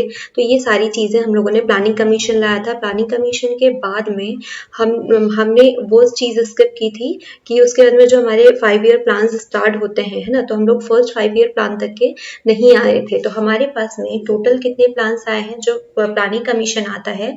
तो प्लानिंग कमीशन एक्चुअली इसीलिए आता है, अब हम यहाँ से फिर से कंटिन्यू करते हैं थोड़ा फिर से इन चीज़ों को फिर से पढ़ते हुए, है ना। तो जो प्लानिंग कमीशन है 1950 में तो आया, और उसके बाद में क्या किया, प्लानिंग कमीशन को 2000 हाँ 1950 में हमने प्लानिंग कमीशन को लाया। और उसके बाद में 2014 में जो प्लानिंग कमीशन है वो डिसॉल्व हो जाता है, उसके जगह उसे रिप्लेस किया जाता है नीति आयोग से। अब नीति आयोग आ गया, लेकिन हमें जितनी भी चीज़ें हैं अब वो अभी हमें नीति आयोग के बारे में कुछ भी नहीं पढ़ना है। ये वाला हम हमारे आगे आने वाले चैप्टर्स में पढ़ने वाले हैं। हमारा मेन टॉपिक अभी कौन सा है, जो योजना आयोग है, प्लानिंग कमीशन है, इससे रिलेटेड सब कुछ। तो जो प्लानिंग कमीशन है इसका मेन प्लान क्या था कि एवरी 5 ईयर के लिए ये ऐसे प्लान्स लेके आता था जिससे कि हम देश की इकोनॉमी को बैलेंस कर सके, हर सेक्टर में ग्रोथ करे। मतलब वो कहते हैं ना कि एक मतलब किसी हम घर चलाते हैं तो हम लोग प्लान कर लेते हैं ना कि इतना इतना पैसा हमें इतने इतने सेक्टर्स में इन्वेस्ट करना है। तो ये सारी जो प्लानिंग है वो प्लानिंग कमीशन जो है उस तरीके से प्लान लेके आता है कि किसमें कितना खर्चा करना है, कहाँ से कितना हमें डेवलपमेंट लेना है, कितनी हमें वहाँ से अर्निंग करनी है। तो ये वाले सारे जो काम थे वो किसके थे, प्लानिंग कमीशन के। और ये किसके थ्रू करते थे, ये 2 टाइप के बजट लाते थे। एक बजट आता था इसका नॉन प्लान बजट, जो कि सडन जो भी काम आ जाए उसके लिए था, spend on routine item on yearly basis. And second one is plan, है ना। तो जो पूरे 5 साल तक के एक प्लान होता था कि इस प्लान के ऊपर हमें इस फिक्स्ड जो है प्रॉपर्टीज, इसके ऊपर हमें इसको इन्वेस्ट करना है। तो इस तरीके से हम लोगों ने जो प्लानिंग कमीशन है उसका काम देख लिया था। और यहाँ तक ये भी चीज़ देखी थी कि जो 2014 तक के 2014 तक के हमारे पास में 12 कमीशन आते हैं। तो 12 प्लानिंग कमीशन आते हैं, हर किसी का अपना अपना एक ऑब्जेक्टिव होता है। जितनी भी प्लानिंग कमीशन शुरू से आखिरी तक के होता है, तो इतने पूरे 12 की 12 हमें पढ़ने की नीड नहीं है। कुछ इंपॉर्टेंट है लाइक फर्स्ट सेकंड थर्ड, फिलहाल के लिए 4 तक के जो इंपॉर्टेंट है। अभी हम लोग वो वाले सारे प्लानिंग कमीशन डिटेल में पढ़ेंगे, क्योंकि शुरुआत यहाँ से हुई थी। तो उसके रिजल्ट्स, उसके डीमेरिट्स, मेरिट्स, हमें ये सारी चीज़ें भी देखने की ज़रूरत होगी। तो चलिए हम स्टार्ट करने वाले हैं फर्स्ट 5 ईयर प्लान से। फर्स्ट 5 ईयर प्लान कब आता है, 1951। जब फर्स्ट 5 ईयर प्लान आया तो डेफिनेटली हम लोग बात क्या करें, 5 ईयर प्लान, कि हमारे पास में एक ऐसा प्लान होगा जो कि 5 ईयर तक के काम करने वाला है। तो इस यहाँ पे जो 5 ईयर प्लान आता है तो इसके कुछ एम्स होने वाले हैं। अभी किसी मेन के ऊपर फोकस करेगा, इसकी अपनी एक चीज, एक लिस्ट बन चुकी थी कि इसे कब कब काम करना है। और ये उस टाइम का हिंदुस्तान टाइम्स की रिपोर्ट जो है जो पब्लिश हुई थी उस time, 5 year plan presented to parliament. अब जो भी है ये तो हम लोगों ने उस टाइम में भी पढ़ लिया था कि जो भी प्लान होने वाला है पहले आपको उसे पार्लियामेंट में देना होगा। जब वहां से ये अप्रूव हो जाता है, अप्रूवल मिलता है, जैसे कि अभी हम बजट के बारे में देखते हैं ना कि बजट आता है, फिर पेश होता है, फिर उसको परमिशन मिलती है, या कोई भी एक्ट आता है, बिल आता है तो पार्लियामेंट पे डालते हैं। तो उस टाइम की भी यही कंडीशन थी कि जो 5 ईयर प्लान आते थे तो वो कहाँ पर जाते थे, वो पार्लियामेंट पे जाएंगे, देन वो अप्रूव होंगे और फिर उसे हम एक्टिव कर सकते थे। तो 1951 में जो फर्स्ट ईयर मतलब जो फर्स्ट 5 ईयर प्लान आता है वो कब तक के चला, 5 ईयर है तो 5 ईयर, नेक्स्ट 5 ईयर मीन्स 1956 में ये फिनिश हो जाता है। लेकिन जब ये वाला 5 ईयर प्लान आता है तो इसका मेन एम होता है एग्री कल्चर, कृषि, इसके पीछे हम थोड़ा और डिटेल से जाने इसके लिए थोड़ा सा यहाँ पर आ जाते हैं कि एक इकोनॉमिस्ट है के.एन. राज कहते हैं कि हम हमारी जो डेवलपमेंट की प्रोसेस है हम उसे बहुत ही स्लोली रन करेंगे, has done slowly for the first two decade as a fast rate of development might endanger democracy, क्योंकि हमारे लिए घातक हो सकती है क्योंकि अभी अभी हम चीज़ें शुरू कर रहे हैं। तो हमारी जितनी भी मतलब जितनी भी योजनाएं होंगी, जो डेवलपमेंट के प्लान होंगे, वो हम बहुत ही स्लो काम करेंगे क्योंकि फर्स्ट टाइम हम कभी भी इन्वेस्ट कहीं करते हैं तो हम लोग एक छोटा अमाउंट इन्वेस्ट करते हैं, उसके बाद में हम उस पर यदि हमें सक्सेस मिलती है तो हम ज़्यादा करते हैं। तो ऐसे ही ये कहते हैं कि अभी हमारा जो प्लान है हम उसको थोड़ा स्लोली काम करवाएंगे क्योंकि ये हमारे लिए वरना कहीं डेंजर ना हो जाए। तो जब जो फर्स्ट 5 ईयर है तो वहाँ पे सबसे ज़्यादा जो है किसके ऊपर विशेष बल दिया जाता है, डेवलपमेंट ऑफ एग्रीकल्चर। सबसे ज़्यादा जो है एग्रीकल्चर पे इसीलिए क्योंकि जस्ट रिसेंटली हमारे पास में क्या आज़ादी मिली हुई थी और हर सेक्टर में हमें क्या चाहिए था हमें कि हमें जो इन्वेस्टमेंट था, क्योंकि हम जो भारत है वो कृषि प्रधान देश है तो सभी पता है, तो मोस्ट ऑफ चीज़ें जो है वो हमें कृषि से ही मिलती थी और पहले का भी बिजनेस हमारा वही था। तो सबसे ज़्यादा सुधार किया गया इसी के दौरान और यहीं पे हम लाते हैं कृषि, सॉरी इट्स इन हिंदी। तो हम लोग क्या करते हैं, एग्रीकल्चर के ऊपर बहुत ज़्यादा फोकस करते हैं और एग्रीकल्चर में ऐसी बहुत सारी प्रॉब्लम फेस करने को मिलती है कि वहाँ के जो किसान होते हैं, जो फार्मर्स होते हैं, उनके पास में एक अच्छे सही तरीके से खेती नहीं कर पाते क्योंकि ये अभी तक के क्या हुआ था, जब अंग्रेजों के अधीन हो गए थे तो सारी जो उनकी ज़मीन है मोस्ट ऑफ जो है वो एक अपनी ही ज़मीन पे एज अ रेंट टाइप के वो काम करते थे। तो इसी जो फर्स्ट 5 ईयर प्लान है तो इसी के दौरान हमारे पास में क्या शुरू किया गया, लैंड इसको लाया गया। लैंड रिफॉर्म को लाने का उद्देश्य यही था कि जो खेती है वो एक अच्छे तरीके से करे, क्योंकि लैंड रिफॉर्म मीन्स वो नहीं है कि हम लैंड में कुछ सुधार करें, हमारी जो धरती है उसको और अधिक उर्वरक बनाएं और अच्छी उसमें पैदावार हो, उसमें खाद वाद ये सब चीज़ें डालें, ये नहीं है। क्योंकि उस वक्त क्या होता था कि जो ज़मीनें हैं वो अधिकतर जमींदारों के अधीन होती थी, जो उनसे बड़े बड़े समुदाय के लोग हैं तो ये इनके अधीन होकर के काम किया करते थे। तो अब यहाँ पे क्या चीज़ कर दी गई कि जो कृषि नहीं करते, जो जमींदार कृषि नहीं करते हैं वो फालतू ही इनके क्या बने हुए हैं, इनके मालिक बने बैठे हुए, तो इनसे वो जमीन लेकर के जो किसान खेती कर रहे हैं उन्हीं के पास में से लौटा दिया जाए। तो इस तरीके से लैंड रिफॉर्म जो है वो इसी टाइम में हम लोग इसके ऊपर तो बड़ी जो है एक उपलब्धि भी मानी जा सकती है कि यहाँ पर ये काम किया जाता है। तो फर्स्ट 5 ईयर प्लान में सबसे ज्यादा फोकस किसके ऊपर किया गया, कृषि पे, कृषि के डेवलपमेंट पे, क्योंकि वहीं से जो है इकोनॉमी डेवलप करने का प्लान चल रहा था। तो first 5 year plan address mainly the agrarian sector including investment in dams and irrigation. अब इस दौरान बहुत सारे डैम्स बनाए गए, है ना, बहुत सारी जल परियोजनाएं बनाई गई। तो यहाँ पे हम इससे मना नहीं कर सकते, दौर में भी इन्होंने एकदम स्लोली डेवलपमेंट किया है। बहुत सारी ऐसे डैम्स बनाए गए, बहुत सारी ऐसी जल मतलब जहाँ से बिजली डेवलप की जाए, इस टाइप की चीजें। और इसी का एक एग्जांपल है जो भांगरा नागर डैम है, जो कि बहुत सुंदर है।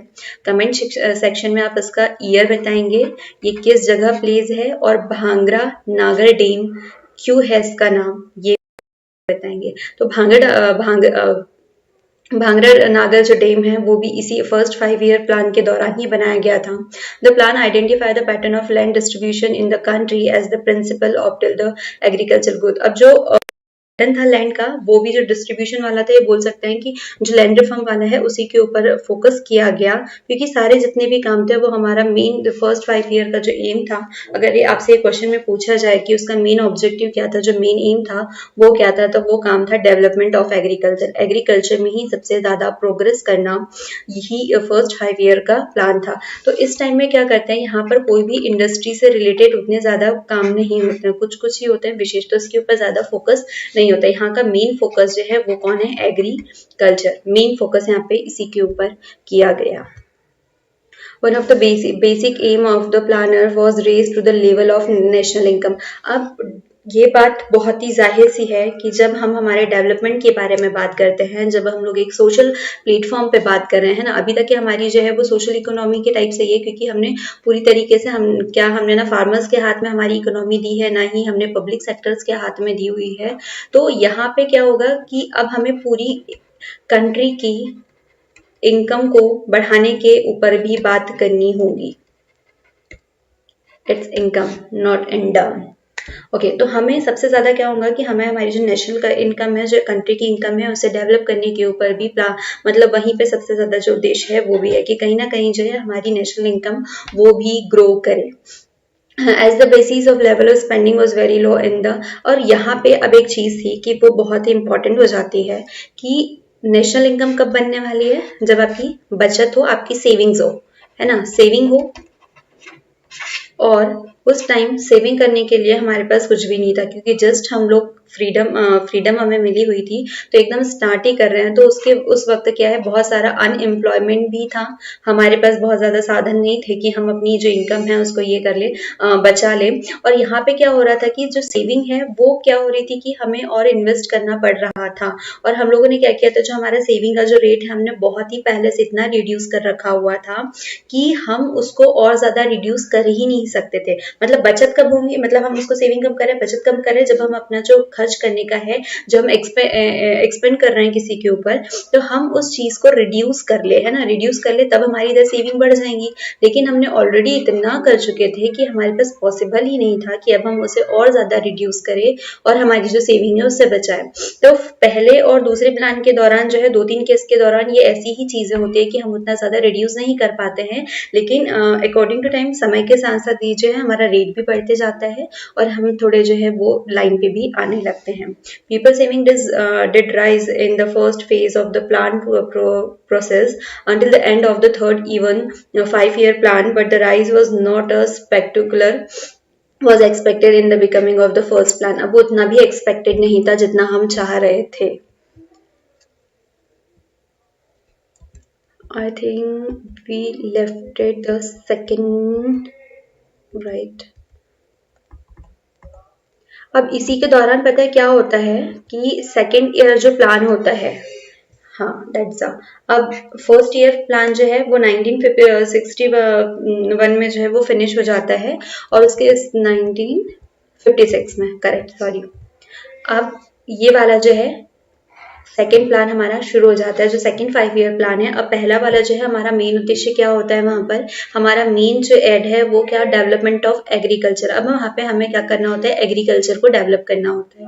लेकिन इन सेकेंड वाला जो हमारा प्लान आता है, तो हमने वहां पर क्या किया था, वहां पर हमने एक कमेंट देखा हुआ था कि हमारी जो प्रोग्रेस है वो बहुत स्लोली जानी चाहिए। अभी हमने ये बात की थी कि हमारी प्रोग्रेस जो है वो बहुत स्लो करना है, क्योंकि अभी हमने जो शुरुआत की है, ठीक है। सेकेंड टाइम में क्या कहते हैं कि जो प्लानर और इकोनॉमी बनाते हैं वो कहते हैं कि अब हमें जो हमारी जो ट्रांसफॉर्मिंग की जो चेंजेस है वो हमको क्या करना चाहिए, स्पीडली बढ़ाना चाहिए। अब हमें जो हमारे डेवलपमेंट के जो वे है वहाँ पे हमें स्लोली को छोड़ करके अब हमको स्पीडली यहाँ पर डेवलपमेंट करने की जरूरत है। तो जो सेकेंड 5-ईयर प्लान आता है, तो उस दौरान पता है सबसे ज्यादा इंडस्ट्रीज के ऊपर फोकस किया जाता है, वहाँ पे सबसे ज्यादा उद्योगों के ऊपर फोकस किया जाता है। दैट्स वाई हम लोग इसे औद्योगिकरण या इंडस्ट्रियलाइजेशन के बारे में कहते हैं कि एकदम से परिवर्तन आता है। अब यहाँ से क्या होगा, जो हमने सबसे ज्यादा फोकस एग्रीकल्चर के ऊपर किया था, अब यहाँ से एग्रीकल्चर जो है वो छूट जाएगा, और अब यहाँ से सबसे ज्यादा काम किसके ऊपर होगा, इंडस्ट्रीज के ऊपर। अब हमें सबसे ज्यादा फोकस किसके ऊपर करना है, इंडस्ट्री के ऊपर। तो जो सेकंड फेज आता है, जो सेकंड हमारा 5-ईयर प्लान आता है, तो उस दौरान क्या होता है, बहुत ज्यादा इंडस्ट्रीज जो है वो डेवलप होती है, और ये जो है एक टीम द्वारा प्लान की जाती है, जिसके लीडर कौन होते हैं, MC महालन, ठीक है। अब ये क्या कर रहे हैं, पूरी इकोनॉमी को प्लान कर रहे हैं अकॉर्डिंग टू देम, कि अब हमने क्या किया कि हमारे पास में क्या था, पहले में हमने बहुत ज्यादा पेशेंट रख लिया, हमने बहुत स्लोली कर लिया, लेकिन सेकंड में अब हमको क्या करना पड़ेगा, हमको स्ट्रक्चरल क्विक है ना, हमें बहुत जल्दी और अच्छा स्पीड में जो है वो उस डायरेक्शन में हमें जाना चाहिए। The government impose substantial tariff on import in the order of protect domestic industries. इस लाइन पर पहुंचने से पहले इसमें देखते हैं कि अब क्या हुआ कि बहुत ज्यादा डेवलपमेंट होने, मतलब इंडस्ट्री बैठने लगी, तो इंडस्ट्रीज जो है इन लोगों ने टोटली किसके हाथों में, जो प्राइवेट सेक्टर्स है, टोटली उस हाथों में दी भी नहीं थी, है ना, प्राइवेट सेक्टर में ये दी नहीं थी। अब यहाँ पर किसका भला होता है, सबसे ज्यादा जो बड़े जो इंडस्ट्रियलिस्ट होते हैं, जो बड़े बड़े जिनके पास इंडस्ट्रीज हो रही है, तो सबसे ज्यादा रिच जो है वो उनके पास होता है। और जो छोटे इंडस्ट्रियलिस्ट होते हैं ना, तो उनका इसमें उतना कोई फायदा नहीं हो पाता है, क्योंकि इनके अंडर में होते हैं। तो ये लोग क्या करते हैं कि जो टैरिफ वैरिफ भी लगा देते हैं। अब यहाँ पर इनने क्या किया कि जो आयात हो रहा है तो वहां पर इन लोगों ने इसको रोक दिया कि आप जब बाहर से जो इम्पोर्ट हो रहा है ऑर्डर, जो आप मतलब डोमेस्टिक इंडस्ट्रीज में जो आप बाहर से ला रहे हो, तो हमने उसको रोक दिया। तो वो रोकने के पीछे क्या था कि अगर यहाँ पे जो कच्चा माल बन रहा है, जो रॉ मटेरियल बन रहा है, तो उसके ऊपर, उसकी क्वालिटी के ऊपर ज्यादा वर्क होगा, है ना, इसके ऊपर मतलब उसकी क्वालिटी जो है वो ज्यादा वर्क होने वाला। तो यहाँ पे प्राइवेट सेक्टर और पब्लिक सेक्टर जो है, इन दोनों की इंडस्ट्रीज जो रहती है वो ग्रो तो हो रही है, लेकिन जो बड़े बड़े इंडस्ट्रियलिस्ट है उनके ऊपर ज्यादा इसमें क्या होता है, इनका फायदा होता है। तो वो इनके मतलब उनके अंडर में क्या करते हैं, उनके ऊपर टैक्सेशन वगैरह ये सारी चीजें कर देते हैं। तो इससे उनको क्या होती है, थोड़ी सी प्रॉब्लम भी क्रिएट करनी, जो प्रॉब्लम्स है वो फेस करनी होती है। As a saving of investment were growing in this period. अब यहाँ पे हमारी जो सेविंग है वो थोड़ी थोड़ी, क्योंकि हमने अब इंडस्ट्री वाले सेक्टर में काम करना शुरू कर दिया, तो अब हमारे पास में थोड़ी थोड़ी सेविंग्स शुरू होती है। तो इसी सेविंग के इसमें अब हम इसमें ग्रो कर रहे हैं। तो दैट्स वाई हमने इलेक्ट्रिसिटी, रेलवे, स्टील, मशीनरी और कम्युनिकेशन जैसी चीजों में भी जो पब्लिक सेक्टर्स है, हमने उसमें डेवलपमेंट स्टार्ट कर दिया। अब इसमें भी ग्रोथ होनी शुरू हो गई। तो यहाँ पे एक बात क्लियर हुई कि फर्स्ट वाला जो 5 ईयर प्लान था, वहां पे हमने एग्रीकल्चर के ऊपर फोकस किया। सेकेंड प्लान था उसके ऊपर हमने इंडस्ट्रीज के ऊपर फोकस किया। अब इसके दौरान अब हमें क्या होगा, प्रॉब्लम भी फेस करना पड़ेगा कि देखो इंडिया जो है, इस जो इंडस्ट्रियलाइजेशन जो है, इसके दौरान जो हमको प्रॉब्लम जो है वो देखना पड़ रहा है। अब इंडिया जो है वो क्या है, टेक्नोलॉजिकल बैकवर्ड है, टेक्नोलॉजी के मामले में बहुत बहुत ज्यादा पिछड़ा हुआ है। तो इसमें अब हमने क्या किया, हमने जो हमारे फॉरेन जो एक्सचेंज है उसके थ्रू हमने वहां से टेक्नोलॉजी ग्लोबल मार्केट में लेकर के आया, जो हमारा व्यापारिक मार्केट है। तो अब हम वहाँ पे जो हमारा ग्लोबल मार्केट है, वहाँ पे हमने जो टेक्नोलॉजी है वो परचेस की फॉरेन एक्सचेंज, ठीक है, टू बाय। अब यहाँ पे ये जो पे जो मार्केट हम उसमें वहां पे इन्वेस्ट कर रहे हैं, तो इससे हमारी इनकम घटी, क्योंकि हम वहां से परचेस कर रहे हैं। भाई हमारे पास टेक्नोलॉजिकल हम इतने स्ट्रांग नहीं है, इतने डेवलप नहीं है। तो हमने क्या किया, अब हम टेक्नोलॉजिकल डेवलपमेंट तो है नहीं, बैकवर्ड है। तो अब हमने क्या किया, वहां से हमने इसको परचेस किया, जिससे हमारी इकोनॉमी और खराब हुई। और जो सेकेंड वाला जो दौर होता है, तो वहां पे एग्रीकल्चर के ऊपर बिल्कुल भी ध्यान नहीं दिया जाता। ये कह सकते हैं कि अगर आप 70% इंडस्ट्री के ऊपर फोकस कर रहे हैं, तो 30 या उससे भी लेस देन 30 जो है, आप उसका फोकस किसके ऊपर हो रहा है, वो एग्रीकल्चर के ऊपर इसका फोकस किया जा रहा है। तो इंडियन प्लानर जो है वो क्या सोचते हैं, अच्छा ये जो अब एग्रीकल्चर के ऊपर तो हो नहीं रहा है, तो एग्रीकल्चर के ऊपर फोकस नहीं हो रहा है, तो भाई हम खाएंगे क्या। किसान बिल के तीनों एक्ट हमें पता है ना कि कितने ज्यादा जोरों शोरों से अभी तक ये आंदोलन चलते आ रहा है। इतने जब तक ये तीनों बिल कैंसिल नहीं किए गए, तब तक ये वो चलते रहा। तो सेम कंडीशन उस वक्त की थी, अगर आप एग्रीकल्चर के ऊपर काम नहीं कर रहे हो, तो जो बाकी लोग हैं उनके ऊपर खाने के लिए नहीं आएगा। तो इससे क्या होगा, फूड क्राइसिस आ जाएंगे, खाने की कमी पड़ जाएंगी, है ना, भूखमरी टाइप से। और यही जो है अभी हम आगे चैप्टर में इसे पढ़ने भी वाले हैं कि फूड शॉर्टेज क्या होती है और कैसे हमने उसे भी फेस किया है इन 1960s। जो हमारे इंडियन प्लानर थे, अब वो लोग यहाँ पर एक चीज देख चुके होते थे, अब हमारे पास में इसके दो साइडर्स थे, है ना, दो, क्योंकि एक जो है एक सपोर्टेड थे कि इंडस्ट्रियलाइजेशन होना चाहिए, और दूसरे जो है वो किसके सपोर्ट में नहीं थे, मतलब एक जो है वो नहीं में थे। तो सपोर्ट में नहीं थे वो कौन थे, क्योंकि सब लोगों ने कह दिया था कि जो सबसे ज्यादा जो है वो एग्रीकल्चर के ऊपर ही क्या कहते, तो इन लोगों ने उसको इग्नोर किया है, और ये लोग इसके ऊपर बैलेंस भी नहीं कर पाए, है ना। They found balancing industry and agriculture really difficult. अब इन लोगों ने यहाँ पे इंडस्ट्री के ऊपर तो काम किया था, तो भाई आप एग्रीकल्चर के ऊपर भी कर लेते, क्योंकि एग्रीकल्चर इज टाइप ऑफ वो कि मतलब इस टाइप का है कि जिसको आप कभी भी डिनाई नहीं कर सकते। टाइप का बिजनेस कर रहे हो आप, कितना भी किसी भी दौर में आप टेक्नोलॉजिकल डेवलप्ड हो रहे हो, आप इंडस्ट्री के लेवल में डेवलप्ड हो रहे हो, आप किसी भी सेक्टर में हो रहे हो, बट आपको एग्रीकल्चर जो है, आप इस सेक्टर को आप कभी डिनाई नहीं कर सकते, क्योंकि हमारे जो डेवलपमेंट है उसके ऊपर, क्योंकि हम अगर पेट पूजा सबसे बड़ी पूजा, तो आप इसे समझ चुके हो। अब यहाँ पे बहुत सारे क्राइसिस भी होने वाले हैं, around display unmistake urban wise. Okay, other thought the industry was wrong given priority और हाँ अब ये वाली जो इंडस्ट्री थी क्योंकि इनने एग्रीकल्चर के ऊपर अपनी वो चीजें रखी थी तो उन लोगों ने उसको गलत भी प्रूव किया और कुछ लोग ऐसे थे कि वो सही थे, वो इसे सही मानते थे, किस तौर पे इसे सही मानते थे, जैसे कि उन लोगों का कहना था कि जो एग्रीकल्चर है वो उसके जो प्लान्स बने हुए थे, है ना, मतलब जो भी प्लान हो रहे थे जो हमारे पास सक्सेसफुल नहीं हुए हैं, तो प्लान्स बहुत अच्छे बने थे लेकिन आपने इसके ऊपर सही तरीके से इम्प्लीमेंट नहीं किया, दैट्स वाई ये प्लान्स जो है वो फेल हो गए हैं। अगर आप इसके ऊपर अच्छे तरीके से इम्प्लीमेंट करते इसे तो आप क्या होते हैं कि अगर आप इसके ऊपर अच्छे से इम्प्लीमेंट कर रहे हैं तो आप सक्सेसफुल होते हैं और हमारे अनसक्सेसफुल होने का रीजन ही ये है कि हमारे जो प्लान है कि हमने जो बैलेंस रखा है इन इंडस्ट्री और जो एग्रीकल्चर है इन दोनों के ऊपर, तो इसका फेलियर का रीजन है कि अगर प्लान्स बहुत अच्छे बने हुए थे लेकिन आपने जो इम्प्लीमेंट सही तरीके से नहीं किया। और फिर कुछ लोग ये कहते हैं कि अगर आप पूरा फोकस मतलब एग्रीकल्चर के ऊपर भी दे देते तो भी आप भारत के किसानों की गरीबी जो है आप उसे खत्म नहीं कर सकते, है ना। तो इन लोगों का वही था कि अच्छा वो इंडस्ट्री पे किया ताकि आपकी इनकम जो है वो तो डेवलप हो रही है, उसमें तो ग्रोथ हो रही है।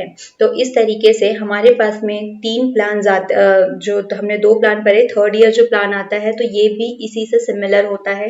जो थर्ड 5 ईयर प्लान होता है तो वो उसमें भी जो ऑब्जेक्टिव होते हैं ऑलमोस्ट सिमिलर होते हैं, इसमें कोई वो नहीं है कि इसमें कुछ अलग किया गया थर्ड ईयर में। तो इसमें भी मोस्ट फोकस जो है वो इंडस्ट्री के ऊपर ही होता है, वहीं पे ग्रोथ करने का होता है। तो अब इतने जो 3 फेलियर्स होते हैं तो उसके बाद में क्या करते हैं, जो फोर्थ जो प्लान था, फोर्थ प्लान, तो इसको होल्ड पे डाल दिया। जो हमारा फोर्थ प्लान है तो उसको हमने क्या कर दिया, उसको होल्ड पे डाल दिया कि भाई अब इसको थोड़े टाइम बाद लागू करेंगे क्योंकि अब हमारे पास में 3 जो है उतनी अच्छी हमें इसके रिजल्ट्स नहीं मिले हैं, तो अब हम इसको थोड़े टाइम बाद में इसको हम वापस से लाएंगे और कुछ अच्छे प्लान, अच्छे प्लान्स टेक्निक्स के साथ में फिर हम इसे लॉन्च करने वाले हैं। उसके पहले हम लोग वापस जाकर के एक, हाँ ये वाले जो प्लान्स है इसके ऊपर वो कर लेते। जो फर्स्ट वाला था ओवरऑल किसके ऊपर था, एग्रीकल्चर के ऊपर। सेकंड वाला जो था इंडस्ट्रियल डेवलपमेंट पे, और जो सेकंड फिर उसके बाद में जो है self sufficiency in food, self sufficiency in economy. जो थर्ड वाला है वो दोनों में बैलेंस करने के बारे में बात कर रहा है कि अब हम जो है वो दोनों में ही बैलेंस करके रखने वाले हैं। उसके बाद में धीरे धीरे सेल्फ रियलाइजेशन, रिमूव पॉवर्टी, तो ऐसे करके और भी प्लान्स बनते रहते हैं। सारे ही प्लान्स के आपको सारे ईयर जो है पीरियड की कौन सा किस दौरान तक ये चलता है ये वाले याद करने हैं और इसके ऑब्जेक्टिव। तो ये जो टेबल है ये थोड़ा इम्पोर्टेंट हो जाता है ना, इम्पोर्टेंट, क्योंकि अगर आप ये टेबल याद रखते हैं तो इससे आप मोस्ट ऑफ जो चीजें हैं वो सॉल्व कर सकते हैं। ऑलमोस्ट सारा टेबल आपको सारी 5 ईयर प्लान्स याद हो जाएंगे। नाउ नेक्स्ट इज की कंट्रोवर्सीज। अब इतने सारे प्लान तो आए हैं, अब कंट्रोवर्सी तो चलने वाली है। ऐसी कुछ मतलब चीजें हुई है कि अब इसके ऊपर कंट्रोवर्सी कैसे चलेंगी। तो फर्स्ट तो एग्रीकल्चर वर्सेस जो इंडस्ट्री है वो, और सेकंड जो है वो पब्लिक वर्सेस प्राइवेट सेक्टर। क्योंकि अब हमने जितने भी 5 ईयर प्लान्स लेकर के आए हैं इसमें कुछ हमारे डीमेरिट्स है और कुछ मेरिट्स है, तो इसके बिहाफ पे ही हमारे पास में कंट्रोवर्सी चलती है। तो एग्रीकल्चर वर्सेस इंडस्ट्री, अब उसके ऊपर देखते हैं। तो एग्रीकल्चर वर्सेस इंडस्ट्री आप देख करके ही समझ गए होंगे कि अब हमारे यहाँ पे वाद और विवाद जो है वो किस सेक्टर में चलने वाले हैं। मतलब कुछ जो है वो सपोर्टिव है कि इंडस्ट्री को डेवलप किया जाए, और कुछ सपोर्ट में है किसके, की एग्रीकल्चर के ऊपर काम किया जाए।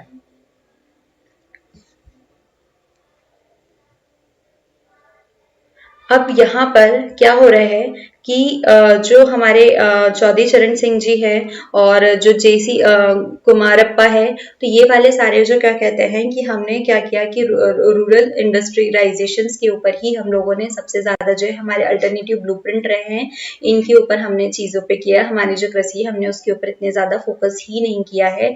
और चौधरी चरण सिंह भी कहते हैं कि जो कि बाद में कांग्रेस पार्टी गए थे, फिर उन्होंने अपना एक लोकदल, भारतीय लोकदल जो है वो अलग से बना लिया था। तो वो भी इसी के ऊपर मतलब पॉइंट करते हैं कि जो भारत की एग्रीकल्चर है उसको हमें बनाए रखना चाहिए, है ना। The case of keeping agriculture at the centre of planning for India, कि हमारा जो प्लान है इंडिया के लिए तो उसको हमें सेंटर पे हमारा जो है वो एग्रीकल्चर रखना ही रखना चाहिए। कि आप किसी भी तरीके का प्लान बनाओ लेकिन हमारा जो सेंटर पॉइंट होना चाहिए वो एग्रीकल्चर ही होना चाहिए। और यही बात मैंने आपको पहले एक्सप्लेन की कि जो सेंटर वाला है वो हमारा क्या होना चाहिए, एग्रीकल्चर, क्योंकि एग्रीकल्चर से ही तो सारी चीजें होंगी। तो इन दोनों के बीच में क्या हुआ, अब यहाँ पर थोड़ा वाद विवाद हो गए कि जो एग्रीकल्चर वर्सेस कुछ इसके फेवर में है और कुछ किसके फेवर में है, इंडस्ट्री के फेवर में है। तो इस तरीके से तो यहाँ पर हमारे पास जो दो मेन लोग थे तो उन्होंने इसके ऊपर वो क्या, कुछ लोग क्या सोच रहे थे कि जो इंडस्ट्रियल मतलब जो प्रोडक्शन है उसको इम्प्रूव करना चाहिए, they could not B escape from the cycle of poverty, है ना। फिर दे argue the Indian planning did not okay. तो ये वाली जो चीजें थी मैंने ये बताया कि जो हमारी जो प्लानिंग है वो स्ट्रेटेजी है वो boost the production of food grains. The argue that the Indian planning did have an agrarian strategy too. Okay, these meant laws and land reform and distribution of resources among the poor villages also proposed programs community developed the large scale. यहाँ पर अब मैंने आप लोगों को एक चीजें बताई थी कि कुछ लोग जो इसके फेवर में है वो कह रहे थे, मतलब जो इंडस्ट्री के फेवर में थे उन लोगों ने क्या कहा था कि हमारी जो स्ट्रैटेजी है वो खराब नहीं है, हमने उसको सही तरीके से इम्प्लीमेंट नहीं किया है ना, हमें उस तरीके से इम्प्लीमेंट नहीं किया है। इंडस्ट्री का डेवलपमेंट होने से हम थोड़े हद तक के क्या करेंगे, पॉवर्टी जो है उसको भी हम लोग थोड़ी बैलेंस कर लेंगे। इसी दौरान हम लोगों ने क्या किया, मतलब जो लैंड रिफॉर्म्स है गाँव के उसको भी शुरू किया। तो वहां पर कुछ लोग ये कह रहे हैं कि जो state law for land reforms है कि आप इस चीजों को, ये जो सोर्सेज है उसे ठीक कर सकते हैं, ऐसे बहुत सारे प्रोजेक्ट ला सकते हैं जिससे कि हम लोग है ना community development spend large sums on irrigation project, बहुत सारे ऐसे प्रोजेक्ट हम ला सकते हैं जो इसके ऊपर अच्छे तरीके से काम करेंगे, है ना। हमारी पॉलिसी जो है वो फेलियर नहीं है, बस हमारा जो इम्प्लीमेंटेशन है वो इसके ऊपर खराब हो रहा है। I think I am in a confusion. Okay तो क्लियर हो गया कि कुछ लोग कह रहे थे कि इसके सपोर्ट में उन लोगों का मानना था कि हमें जो एग्रीकल्चर है उसकी ग्रोथ के लिए बहुत सारे ऐसी चीज़ों को डेवलप करना चाहिए, अच्छी अच्छी टेक्निक्स लानी चाहिए, सिंचाई की, लैंड रिफॉर्म की और भी बहुत सारी चीज़ें जो है वो डेवलप करना चाहिए। क्या strategy to boost the production of food grain, अनाज के उत्पादन को और बढ़ाना चाहिए रिफॉर्म्स में, और भी बहुत सारी जितनी भी इससे रिलेटेड जो भी टेक्निक्स हो सकती है उन सारी चीज़ों में डेवलपमेंट करना चाहिए। अब आता है हमारा जो अभी तक के सबसे interesting, public versus private sector. Public versus private sector जो है इसको समझने में हमें ज्यादा देर नहीं लगने वाली है, क्योंकि ये वाली जो चीजें हैं हम पॉलिटी में शुरू के चैप्टर से ही पढ़ते हुए आ रहे हैं। ये जो है ना ये बहुत ही इंटरेस्टिंग लग रहा हुआ है। देखो, एक खींच रहे हैं प्राइवेट सेक्टर वाले और दूसरे जो है वो कौन सा कर रहे हैं, पब्लिक सेक्टर वाले। पब्लिक सेक्टर वही कम्युनिज्म वाले और प्राइवेट सेक्टर कैपिटलिज्म वाले, है ना। तो इस तरीके से हमारे पास में दो चीजें काम करती है। अगर हम लोग बात करें कि हमारे पास में जो इकोनॉमी के जो मॉडल है तो वो दो तरीके से बात करते हैं, ठीक है। कौन कौन से, एक तो कम्युनिज्म वाले या सोशलिस्ट वाले, और दूसरा जो है वो बात करते हैं कैपिटलिज्म पे, कैपिटलिज्म, ओके, है ना। एक कम्युनिज्म पे बात करता है और दूसरा जो है कैपिटलिज्म पे बात कर रहा है, मतलब यूएस एंड यूएसएसआर वाली जो टेक्निक है, इस तरीके से दोनों ही तरीके की जो टेक्निक्स होती है उसके ऊपर काम करता है। तो अब हमारे पास में एक रेस हो गई थी कि अब हमारी जो इकोनॉमी है वो हम कैसे करें। अब जो प्राइवेट सेक्टर वाले हैं, मतलब जो बड़ी बड़ी इंडस्ट्रीज वाले हैं, वो कह रहे हैं कि आप हमें लाएं, लेकिन यहाँ पे हमारी जो कंट्री की इकोनॉमी है उसमें डेवलपमेंट नहीं होने वाला है। हम सारी जो चीजें हैं हम उनके भरोसे नहीं छोड़ सकते, क्योंकि अगर ऐसा होता है तो जो दूसरे वर्ग है वो बहुत ज्यादा मतलब पिछड़े में रह जाएंगे और उनकी ग्रोथ नहीं हो पाएंगी, या कुल मिला के बात करें तो हमारी नेशनल ग्रोथ जो है वो नहीं हो पाएंगी। तो इंडिया जो है वो यूएन की जो आइडियोलॉजी है उसे फॉलो नहीं करता है। फिर बात आती है कि पब्लिक सेक्टर की। तो पब्लिक सेक्टर में क्या हो रहा है कि पूरी तरीके से चीजें जो है वो अपने अंडर में भी नहीं ले सकते, क्योंकि सारी चीजें एक साथ में बैलेंस करना भी पॉसिबल नहीं है। तो वो कम्युनिज्म वाली भी चीज को एक्सेप्ट नहीं कर सकते। तो इस बीच में हमारा जो इंडिया है वो बीच का साइड निकालता है ना। किस तरीके से कि कुछ पॉइंट कम्युनिज्म के लेता है। कम्युनिज्म में वो कौन कौन से चीजों को डाल देता है कि एग्रीकल्चर जो है है ना। तो एग्रीकल्चर को, अब एग्रीकल्चर जो है वो यहाँ से उठा लेता है। फिर जो बड़ी बड़ी इंडस्ट्री वाले होते हैं, जैसे कैपिटलिज्म जो था, तो वहां से जितने भी इंडस्ट्री वाले फैक्टर है तो ये अपने हाथ में ले लेता है। छोटे छोटे जो बिजनेस हो गए, एग्रीकल्चर हो गए, इससे रिलेटेड जो इंडस्ट्री होगी, तो ये इन्हें प्राइवेट सेक्टर के हाथ में छोड़ दिया कि आप ग्रोथ करो और मिल के काम करें इसके ऊपर। और इंडस्ट्री वाले हैं जो बड़े बड़े, जैसे कि कौन सा मतलब कोई परियोजना शुरू कर रहे हैं, कोई बड़े बड़े प्लांट्स है, तो इन सारी चीजों को किसने इसने अपने अंडर में ले लिया। तो इस तरीके से इंडिया की जो इकोनॉमी का मॉडल है वो मॉडल बनता है मिक्स्ड इकोनॉमी। मतलब ये कुछ चीजें यूएसएसआर से लेता है और कुछ चीजें जो है वो यूएस से लेता है। तो यूएसएसआर से ही जो मतलब यूएसएसआर क्या कर रहा था, वो 5 ईयर के प्लान बनाता था। ये जो हमारा 5 ईयर प्लान है, ये जो टेक्निक है, वो हमने किससे लिए है, वो हमने यूएसएसआर से लिया है। जो 5 ईयर प्लान अभी तक के हम लोग जिसके ऊपर रन कर रहे हैं, तो ये वाली जो मतलब ये वाला जो टेक्निक है, जो प्लान वाला सिस्टम है, तो वो हमने यूएसएसआर से लिया क्योंकि वो पब्लिक के लिए काम कर रहा था।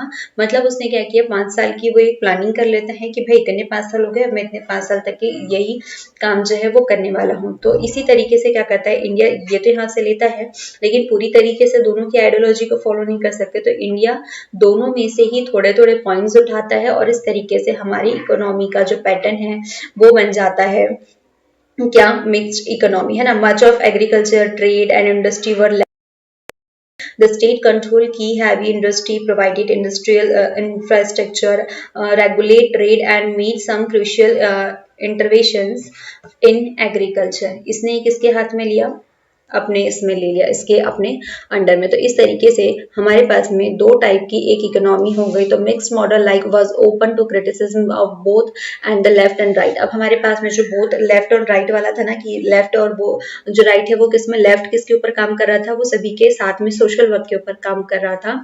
और जो राइट वाली स्ट्रैटेजी है वो किसके ऊपर काम कर रही थी, वो एक प्राइवेट सेक्टर के ऊपर काम कर रही थी।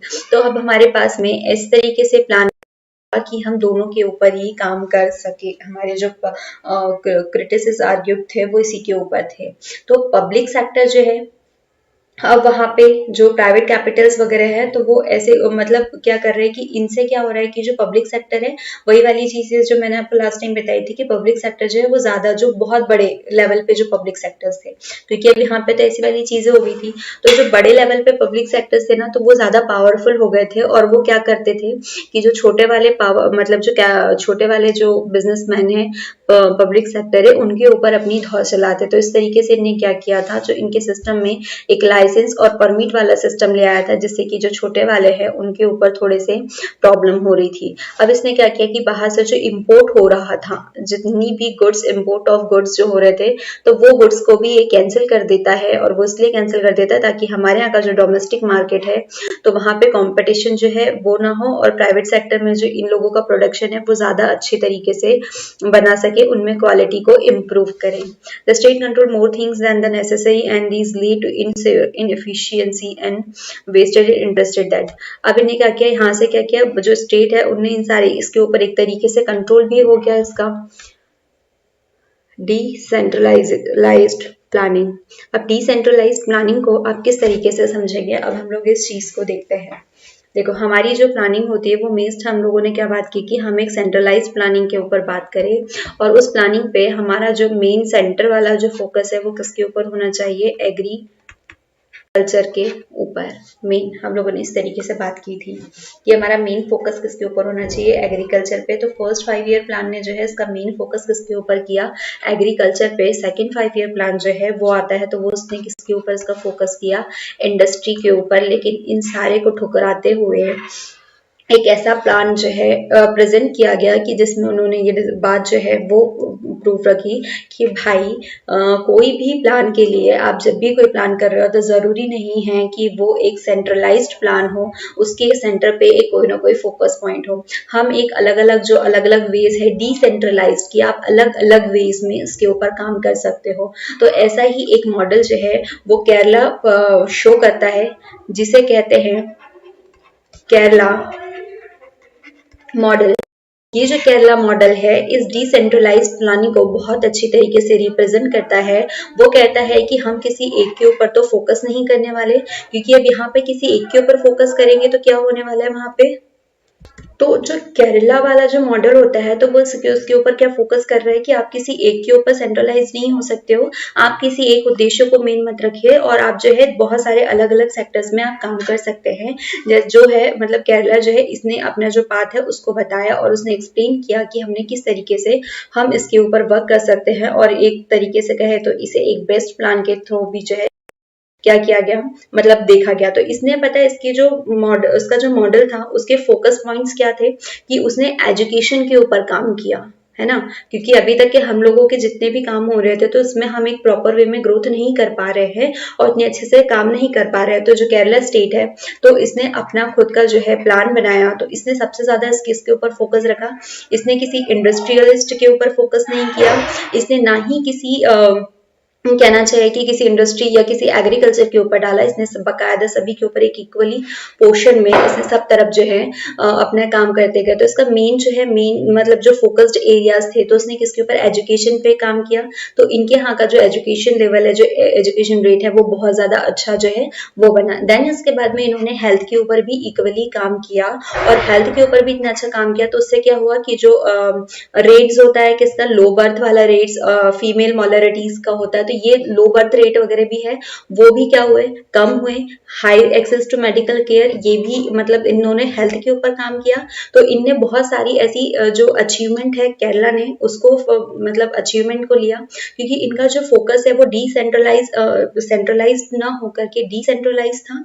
तो इनकी बहुत सारी क्या हुई, इनकी इसी में इन्हें प्रोग्रेस की। इसके बाद में इन्हें लैंड रिफॉर्म पे भी इक्वली काम किया, क्योंकि उस वक्त लैंड रिफॉर्म जो है वो सबसे बिगेस्ट प्रॉब्लम था। मोस्ट ऑफ जो फार्मर्स है वो अपने मतलब अपनी लैंड के ऊपर काम नहीं कर पा रहे थे, तो दैट्स वाई वहां पर उस टाइम में लैंड रिफॉर्म सबसे एक मेन जो है एक मेन फोकस वाला था। तो इनने इक्वली लैंड रिफॉर्म के ऊपर भी काम किया।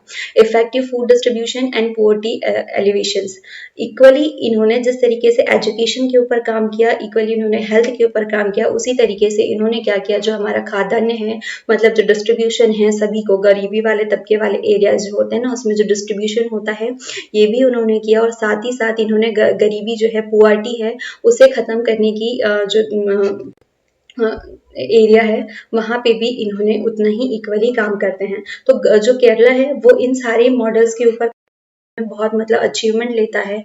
उसने क्या किया, low infant and female mortality achieve किया, low birth rates, high access to medical care. तो ये सारी चीजें जो है उसके अचीवमेंट किसके होते हैं, केरला के। तो इसने प्रूव कर दिया कि एक सेंट्रलाइज्ड प्लानिंग न करके हम एक डिसेंट्रलाइज्ड प्लानिंग जो है वो है। और ये जो प्लानिंग थी उनकी थी 1987 to 1991, between in this year. Then अब हमारे पास में अभी तक के हम लोगों ने ये सारी तो चीज़ें देख ली है कि हमारे पास क्या क्या प्रॉब्लम्स हम लोगों ने फेस की, क्योंकि उस टाइम हमारे पास में प्रॉब्लम्स केस में कौन कौन से थे कि जब हम लोग ये वाले जो जितनी चीज़ें चला रहे थे तो हमने अभी तक के बहुत सारी प्रॉब्लम भी फेस कर ली। कि हमने देखा कि कैसे कि हमारे पास में मेजर मतलब जो मेजर फैक्ट्स कैसे आ जाते हैं कि हमने इंडस्ट्री एग्रीकल्चर वर्सेस हमारा प्राइवेट सेक्टर हो जाता है, एग्रीकल्चर वर्सेस इंडस्ट्री होगी, प्राइवेट वर्सेस जो है ना पब्लिक और प्राइवेट सेक्टर में, इन दोनों में अनबन चल रही है, ये वाद विवाद कंट्रोवर्सीज चल रही है, और भी बहुत सारी जो चीजें उसमें देखिए अब कुछ आउटकम्स भी निकल के आते हैं, क्योंकि अब इतनी सारी चीजें हो रही है तो कुछ बेहतर भी होने की उम्मीद होती है। तो यहाँ पे क्या हुआ कि इतनी सारी तो चीजें हो गई, बहुत सारी बुरी वाली चीजें भी होती है, तो अब हमारे पास में जो अच्छी अच्छी वाली चीजें हो रही है तो वो कौन कौन सी होती है अब वो देखते हैं। तो सबसे पहले जब हमने 5 ईयर प्लान स्टार्ट किया है, 5 ईयर प्लान स्टार्ट किया है मतलब हमारे पास में एक उसका बेस बन चुका है, एक हमारी बुनियाद जो है वो शुरू हो चुकी है। क्या हुआ, एक फाउंडेशन क्रिएट हो गया, ठीक है, फाउंडेशन क्रिएट हो गया। देन उसके बाद में हमारा जो लैंड रिफॉर्म है, वो लैंड रिफॉर्म ऑलरेडी हम लोग बहुत ही डिस्क्रिप्शन में पढ़ चुके हैं। ग्रीन रिवॉल्यूशन, ये सारी जो चीजें हैं ये क्रिएट होती है। फाउंडेशन मतलब ये हुआ कि जब हम लोगों ने इसके ऊपर काम करना शुरू किया तो एक हमारे डेवलपमेंट की एक बुनियाद बन चुकी थी, एक फाउंडेशन क्रिएट हो चुका था। मतलब अब हमने हमारे डेवलपमेंट की ओर बढ़ने के ऊपर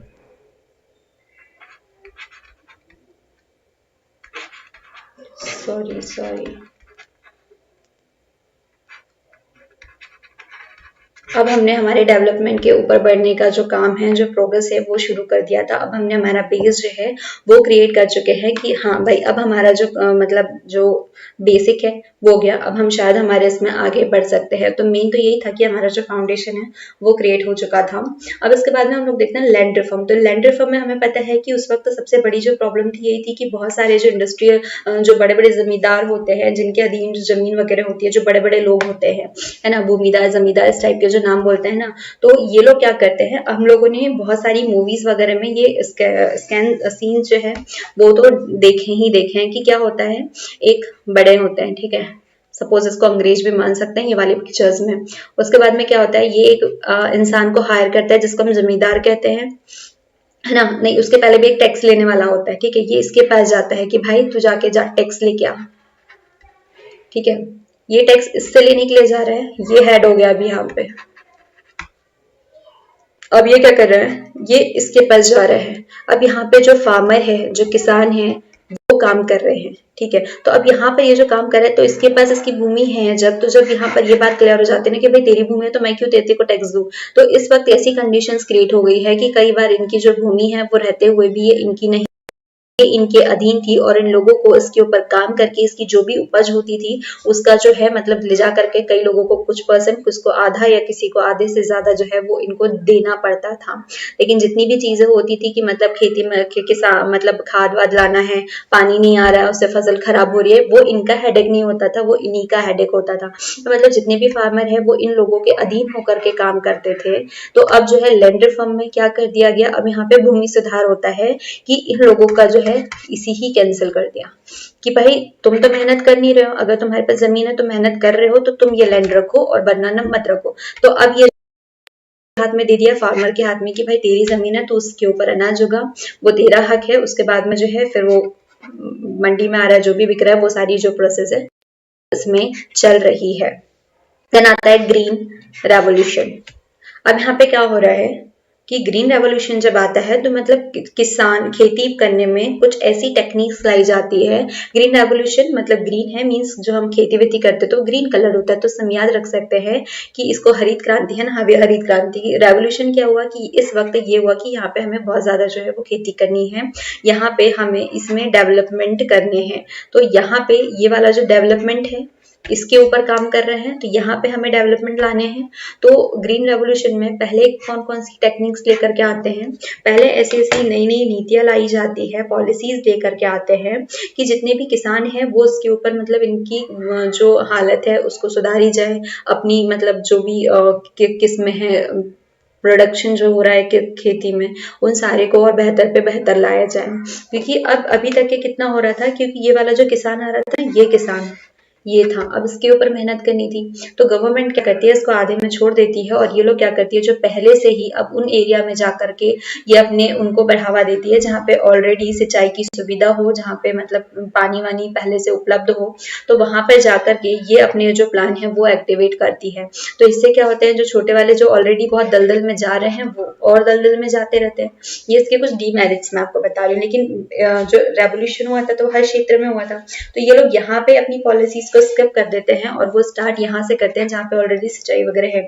उनका कहना था कि जो ऑलरेडी यहाँ पे है तो हम वहां पे काम करें जो और ग्रोथ कर ले, वरना नीचे से ऊपर उठाना जो है ये थोड़ा टफ काम हो जाने वाला है।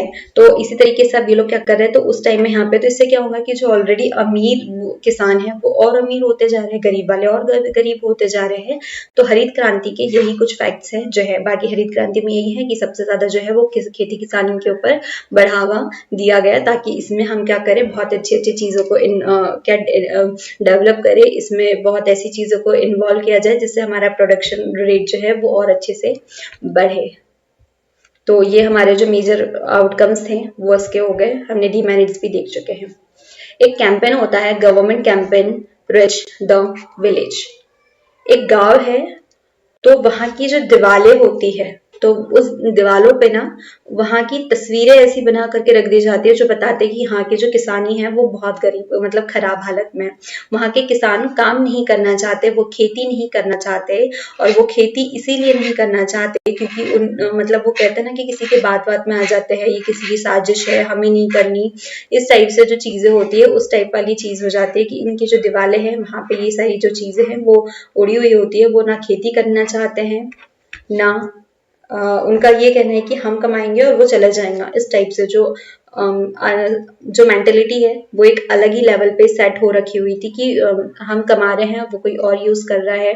तो ये कहते हैं ना कि किसानों को कान भरने वाले टाइप से अगर कोई करना भी चाह रहा है तो आप उसे भी मना कर देते हैं। तो ये कंडीशन उस टाइप वाली हो गई थी कि वहाँ पे कोई जो फार्मर है वो किसानी नहीं करना चाह रहा है, वो करना ही नहीं चाह रहा है। तो उस टाइम में ऐसा किया गया क्योंकि कहते हैं ना कि आप जाकर के उन्हें समझाए बुझाए तो फिर शायद वो क्या करे कि वो अपने काम करे। तो ऐसे ही गवर्नमेंट जो है उस विलेज में जाती है और वहाँ पर क्या करती है, कैंपेन स्टार्ट करती है, वो लोगों को अट्रैक्टिव करती है, वो उन्हें गाने बजाने बोर्ड्स वगैरह के थ्रू समझाने की कोशिश करती है कि भाई अनाज उगाओ, अनाज उगाओ। द मेन मोटो इज कि अनाज उगाओ। आप अपने लिए नहीं उगा रहे हो तो हमारे लिए उगाओ। आप अपने लिए मतलब ये मेहनत नहीं करना चाहते हो, आप अनाज उगाओ ला करके हमें दो, वो हमारे कंट्री के काम आएगा। देश के लिए उगाओ, ये हमारी इकोनॉमी को तो डेवलप करेंगे ही करेगा, इवन आपकी जो पर्सनल इकोनॉमी है उसको भी डेवलप करने में ये हेल्प करेगा। और ये जो इमेज है राग दरबारी जो श्री लाल शुक्र ने लिखी है, तो इसी के पर्पस में ये वाली चीज रखी हुई थी कि यहाँ पे जाकर के ये किसी ना किसी तरीके से उन्हें अट्रैक्ट करते थे। कुछ नाटक वगैरह हो गया या कुछ पोस्टर्स वगैरह है ना, जो पोस्टर्स वगैरह वॉल्स पे लगाते हैं, उसके थ्रू ये उन्हें अट्रैक्ट कर रहे हैं कि भाई तुम किसानी करो, तुम अपने लिए नहीं कमा रहे हो तो आप हमें हमारे लिए कराओ, देश की इकोनॉमी में कुछ ना कुछ तो मदद करो, है ना। तो यहाँ के लोग करना नहीं चाह रहे थे, लेकिन फिर भी जो गवर्नमेंट है ये चाहती थी कि यहाँ के लोग किसानी करें क्योंकि वहाँ की जो कंडीशन होती है जियोग्राफिकल फॉर किसानी उसके लिए बहुत अच्छी होती है। फूड क्राइसिस, फूड क्राइसिस अभी हम लोगों ने फर्स्ट टाइम जो सेकंड प्लान था उसी दौरान मैंने आप लोगों को समझा था कि एक्चुअल में अब हमारे पास में एक फूड क्राइसिस जो है वो क्रिएट होने वाला है। फूड क्राइसिस की डेफिनेशन आई डोंट थिंक कि अब मुझे आपको बतानी चाहिए कि ये जो पिक्चर्स है ये दोनों ही पिक्चर्स क्लियर कर रही है कि व्हाट इज फूड क्राइसिस। जब फूड का क्राइसिस हो जाए उसका मतलब अनाज की कमी हो जाए, खाने वाले ज्यादा है लेकिन उसे भोगने वाले है ना, मतलब भोगने वाले ज्यादा है लेकिन खाने के लिए चीज कम है, तो वहां पे चीज होती है, वहां पे क्रिएट होता है फूड क्राइसिस।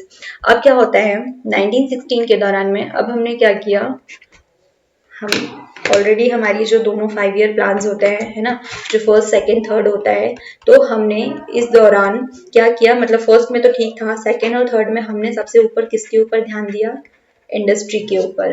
हमने फार्मिंग के ऊपर ध्यान ही नहीं दिया, हमने एग्रीकल्चर के ऊपर ध्यान ही नहीं दिया। तो इससे क्या हुआ, इसका ऑलरेडी जो रेट है, जो हमारे फूड्स है वो बहुत कम हो गए, यहाँ पे संकट जो है वो क्रिएट हो जाता है। अब ये चीज तो होती है, उसी दौरान क्या होता है, इंडिया जो है 2 वॉर को फेस करता है।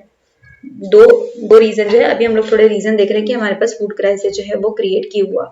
तो एक हम लोगों ने देख लिया कि हमारी जो डेवलपमेंट की जो प्लानिंग है, प्लानिंग ऑफ डेवलपमेंट है, उसमें ऐसे कोई काम नहीं हो रहे हैं कि जिसमें हम फूड का जो क्राइसिस है उसको हटाइए, उसको हम और ग्रोथ करें, हमारे पास फूड का एक अच्छा खासा स्टॉक जो है वो क्रिएट हो जाए। हम लोग ऑलरेडी इसके ऊपर काम नहीं कर रहे थे। तो सेकंड टाइम क्या होता है कि हमारे पास 2 वॉर झेल रहा होता है, तो उसकी वजह से भी हमारी जो फूड वाली चीजें, इकोनॉमी कम हो जाती है, तो फूड भी कम होता है। फिर उसके बाद क्या होता है, बहुत सारे अकाल आ जाते हैं, है ना, मतलब इस टाइप की कि सूखा पड़ जाता है, बारिश नहीं हो रही है, सूखा पड़ रहा है, तो भी क्या होगा, खेती होना पॉसिबल है, नहीं हो रहा है ना, ठीक है। रेनी सीजन आ गया, बारिश हो गई, अब इतनी बारिश हो गई कि अब फिर खेती, बारिश नहीं हो रही है तो सूखा पड़ रहा है, तो सूखा पड़ने की वजह से क्या होगा कि हम खेती नहीं कर पाएंगे, ये अलग एक रीजन हो गया। तो इस टाइप में उस टाइम बिहार में क्या होता है कि बहुत ज्यादा, इवन 9 जो स्टेट्स होती है वहां पे भी क्या होता है कि फूड का अनाज जो है वो बहुत ही कम लेवल पे मिलता है वहां पे, क्योंकि जनसंख्या वृद्धि भी हो रही है, तो अनाज कम पड़ जाता है, तो उसी से क्रिएट होता है हमारे पास फूड क्राइसिस। और उस वक्त सच में इतनी ज्यादा भूखमरी हो चुकी थी, खाद्य संकट आ चुका था था कि लोगों को मतलब एक अकाल वाली जो कंडीशन होती है ना वो क्रिएट हो गई थी, इसलिए अभी भी कहते हैं कि अनाज की इज्जत करनी चाहिए। तो इस दौरान क्या हो रहा है कि बिहार में भी वहाँ पे फूड क्राइसिस जो है वो स्टार्ट हो गया, हमारे पास अकाल शुरू हो गया, बारिश नहीं हुई थी, सूखा पड़ गया था, 2 जो युद्ध है उसको झेलना पड़ा था। उसके बाद में हमारी प्लानिंग इतनी अच्छी नहीं थी कि हम अपने एग्रीकल्चर को इतना बढ़ावा दे सके। तो इन सभी के रिजल्ट से हमें क्या फेस करना पड़ा, यही फूड क्राइसिस, अकाल बोल सकते हैं, अनाज का खाद्यान्न की कमी। तो ये वाली सारी जो चीजें हैं हमने इस दौरान इसको झेलना पड़ा और इसको बैलेंस करने में बहुत समय लगा। इसके बाद में ही जो कहते हैं ना कि इंडस्ट्री में क्या हमने खेती को थोड़ा बढ़ावा दिया। तो हमारी जो 4th वाली जो चीज आई थी तो वहीं से क्या हुआ था कि हमने जो गरीबी है, 5th वाली जो परियोजना आएंगी हमारी, 5th ईयर प्लान जो आएगा, 5 ईयर प्लान जो है, वहां से हम लोग पुअर्टी को हटाने के लिए भी करते हैं। और उस वक्त जो हमारा पुअर्टी का लेवल था वो भी बहुत ज्यादा था, तो किसी के पास में स्टोर तो कोई रख नहीं रहा है। तो ये रीजंस भी ऐसे हुए कि हमारे पास फूड क्राइसिस जो है वो क्रिएट हुआ इन बिहार। तो दैट्स इट, इतना इकोनॉमी में बहुत ज़्यादा चीज़ें होती है कि किस तरीके से अब हमको यहाँ पर पता चल गया कि इकोनॉमी जो है हमने सबसे ज़्यादा इसको क्यों टफेस्ट टास्क माना। ये इसलिए क्योंकि जो पहले वाले थे, पहले की जो 2 चैलेंजेस थे उससे भी ज़्यादा डेवलपमेंट ऑफ इकोनॉमी जो है ये सबसे हमारा टफे टास्क है, क्योंकि इसी के ऊपर डिपेंड करता है कि आपकी इकोनॉमी का जो लेवल है वो कैसे जा रहा है, आपकी कंट्री डेवलप्ड है या अनडेवलप्ड है। हमारे यहाँ का जो एटमॉस्फेयर है, मतलब एटमॉस्फेयर इन द सेंस वो कि जहाँ पे लोग लिविंग जो थिंग्स है वहां पे वो कैसे जी रहे हैं, मतलब इस तरीके से तो नहीं जी रहे हैं, उनके पास एक अच्छी खासी वो है। तो हर किसी के इसमें ग्रोथ रेट भी हम लोग उसको जोड़ सकते हैं कि जैसे कि अभी हमने देखा कि जो बड़े बड़े इंडस्ट्रियलिस्ट थे वो अच्छे से इनकम कर रहे थे, छोटे वालों के पास में बहुत ज्यादा प्रॉब्लम थी, बड़े किसान बहुत अच्छे मजे से जी रहे थे और छोटे जो किसान हैं उनके पास फिर भी प्रॉब्लम थी, और इस तरीके से क्राइसिस होते हैं। तो किसी भी कंट्री के लिए तो मोस्ट इंपॉर्टेंट फैक्टर होता है वहां की इकोनॉमी, है ना। तो इकोनॉमी आप जितने अच्छे से बैलेंस करके रखेंगे हमारी कंट्री जो है उतनी ही स्मूथ चलने वाली है। तो इसीलिए इसको सबसे इम्पोर्टेंट और सबसे ज्यादा चैलेंजिंग फैक्टर जो है वो कहा गया। आई होप अब तक आपको सारा चैप्टर जो है वो समझ में आया हो। प्लीज इसे फिर से एक बार रिपीट करके देखिए ताकि सारी चीजें और अच्छे से समझ में आ जाए। इन नेक्स्ट वीडियो हम इसके MCQ सॉल्व करेंगे। Thank you.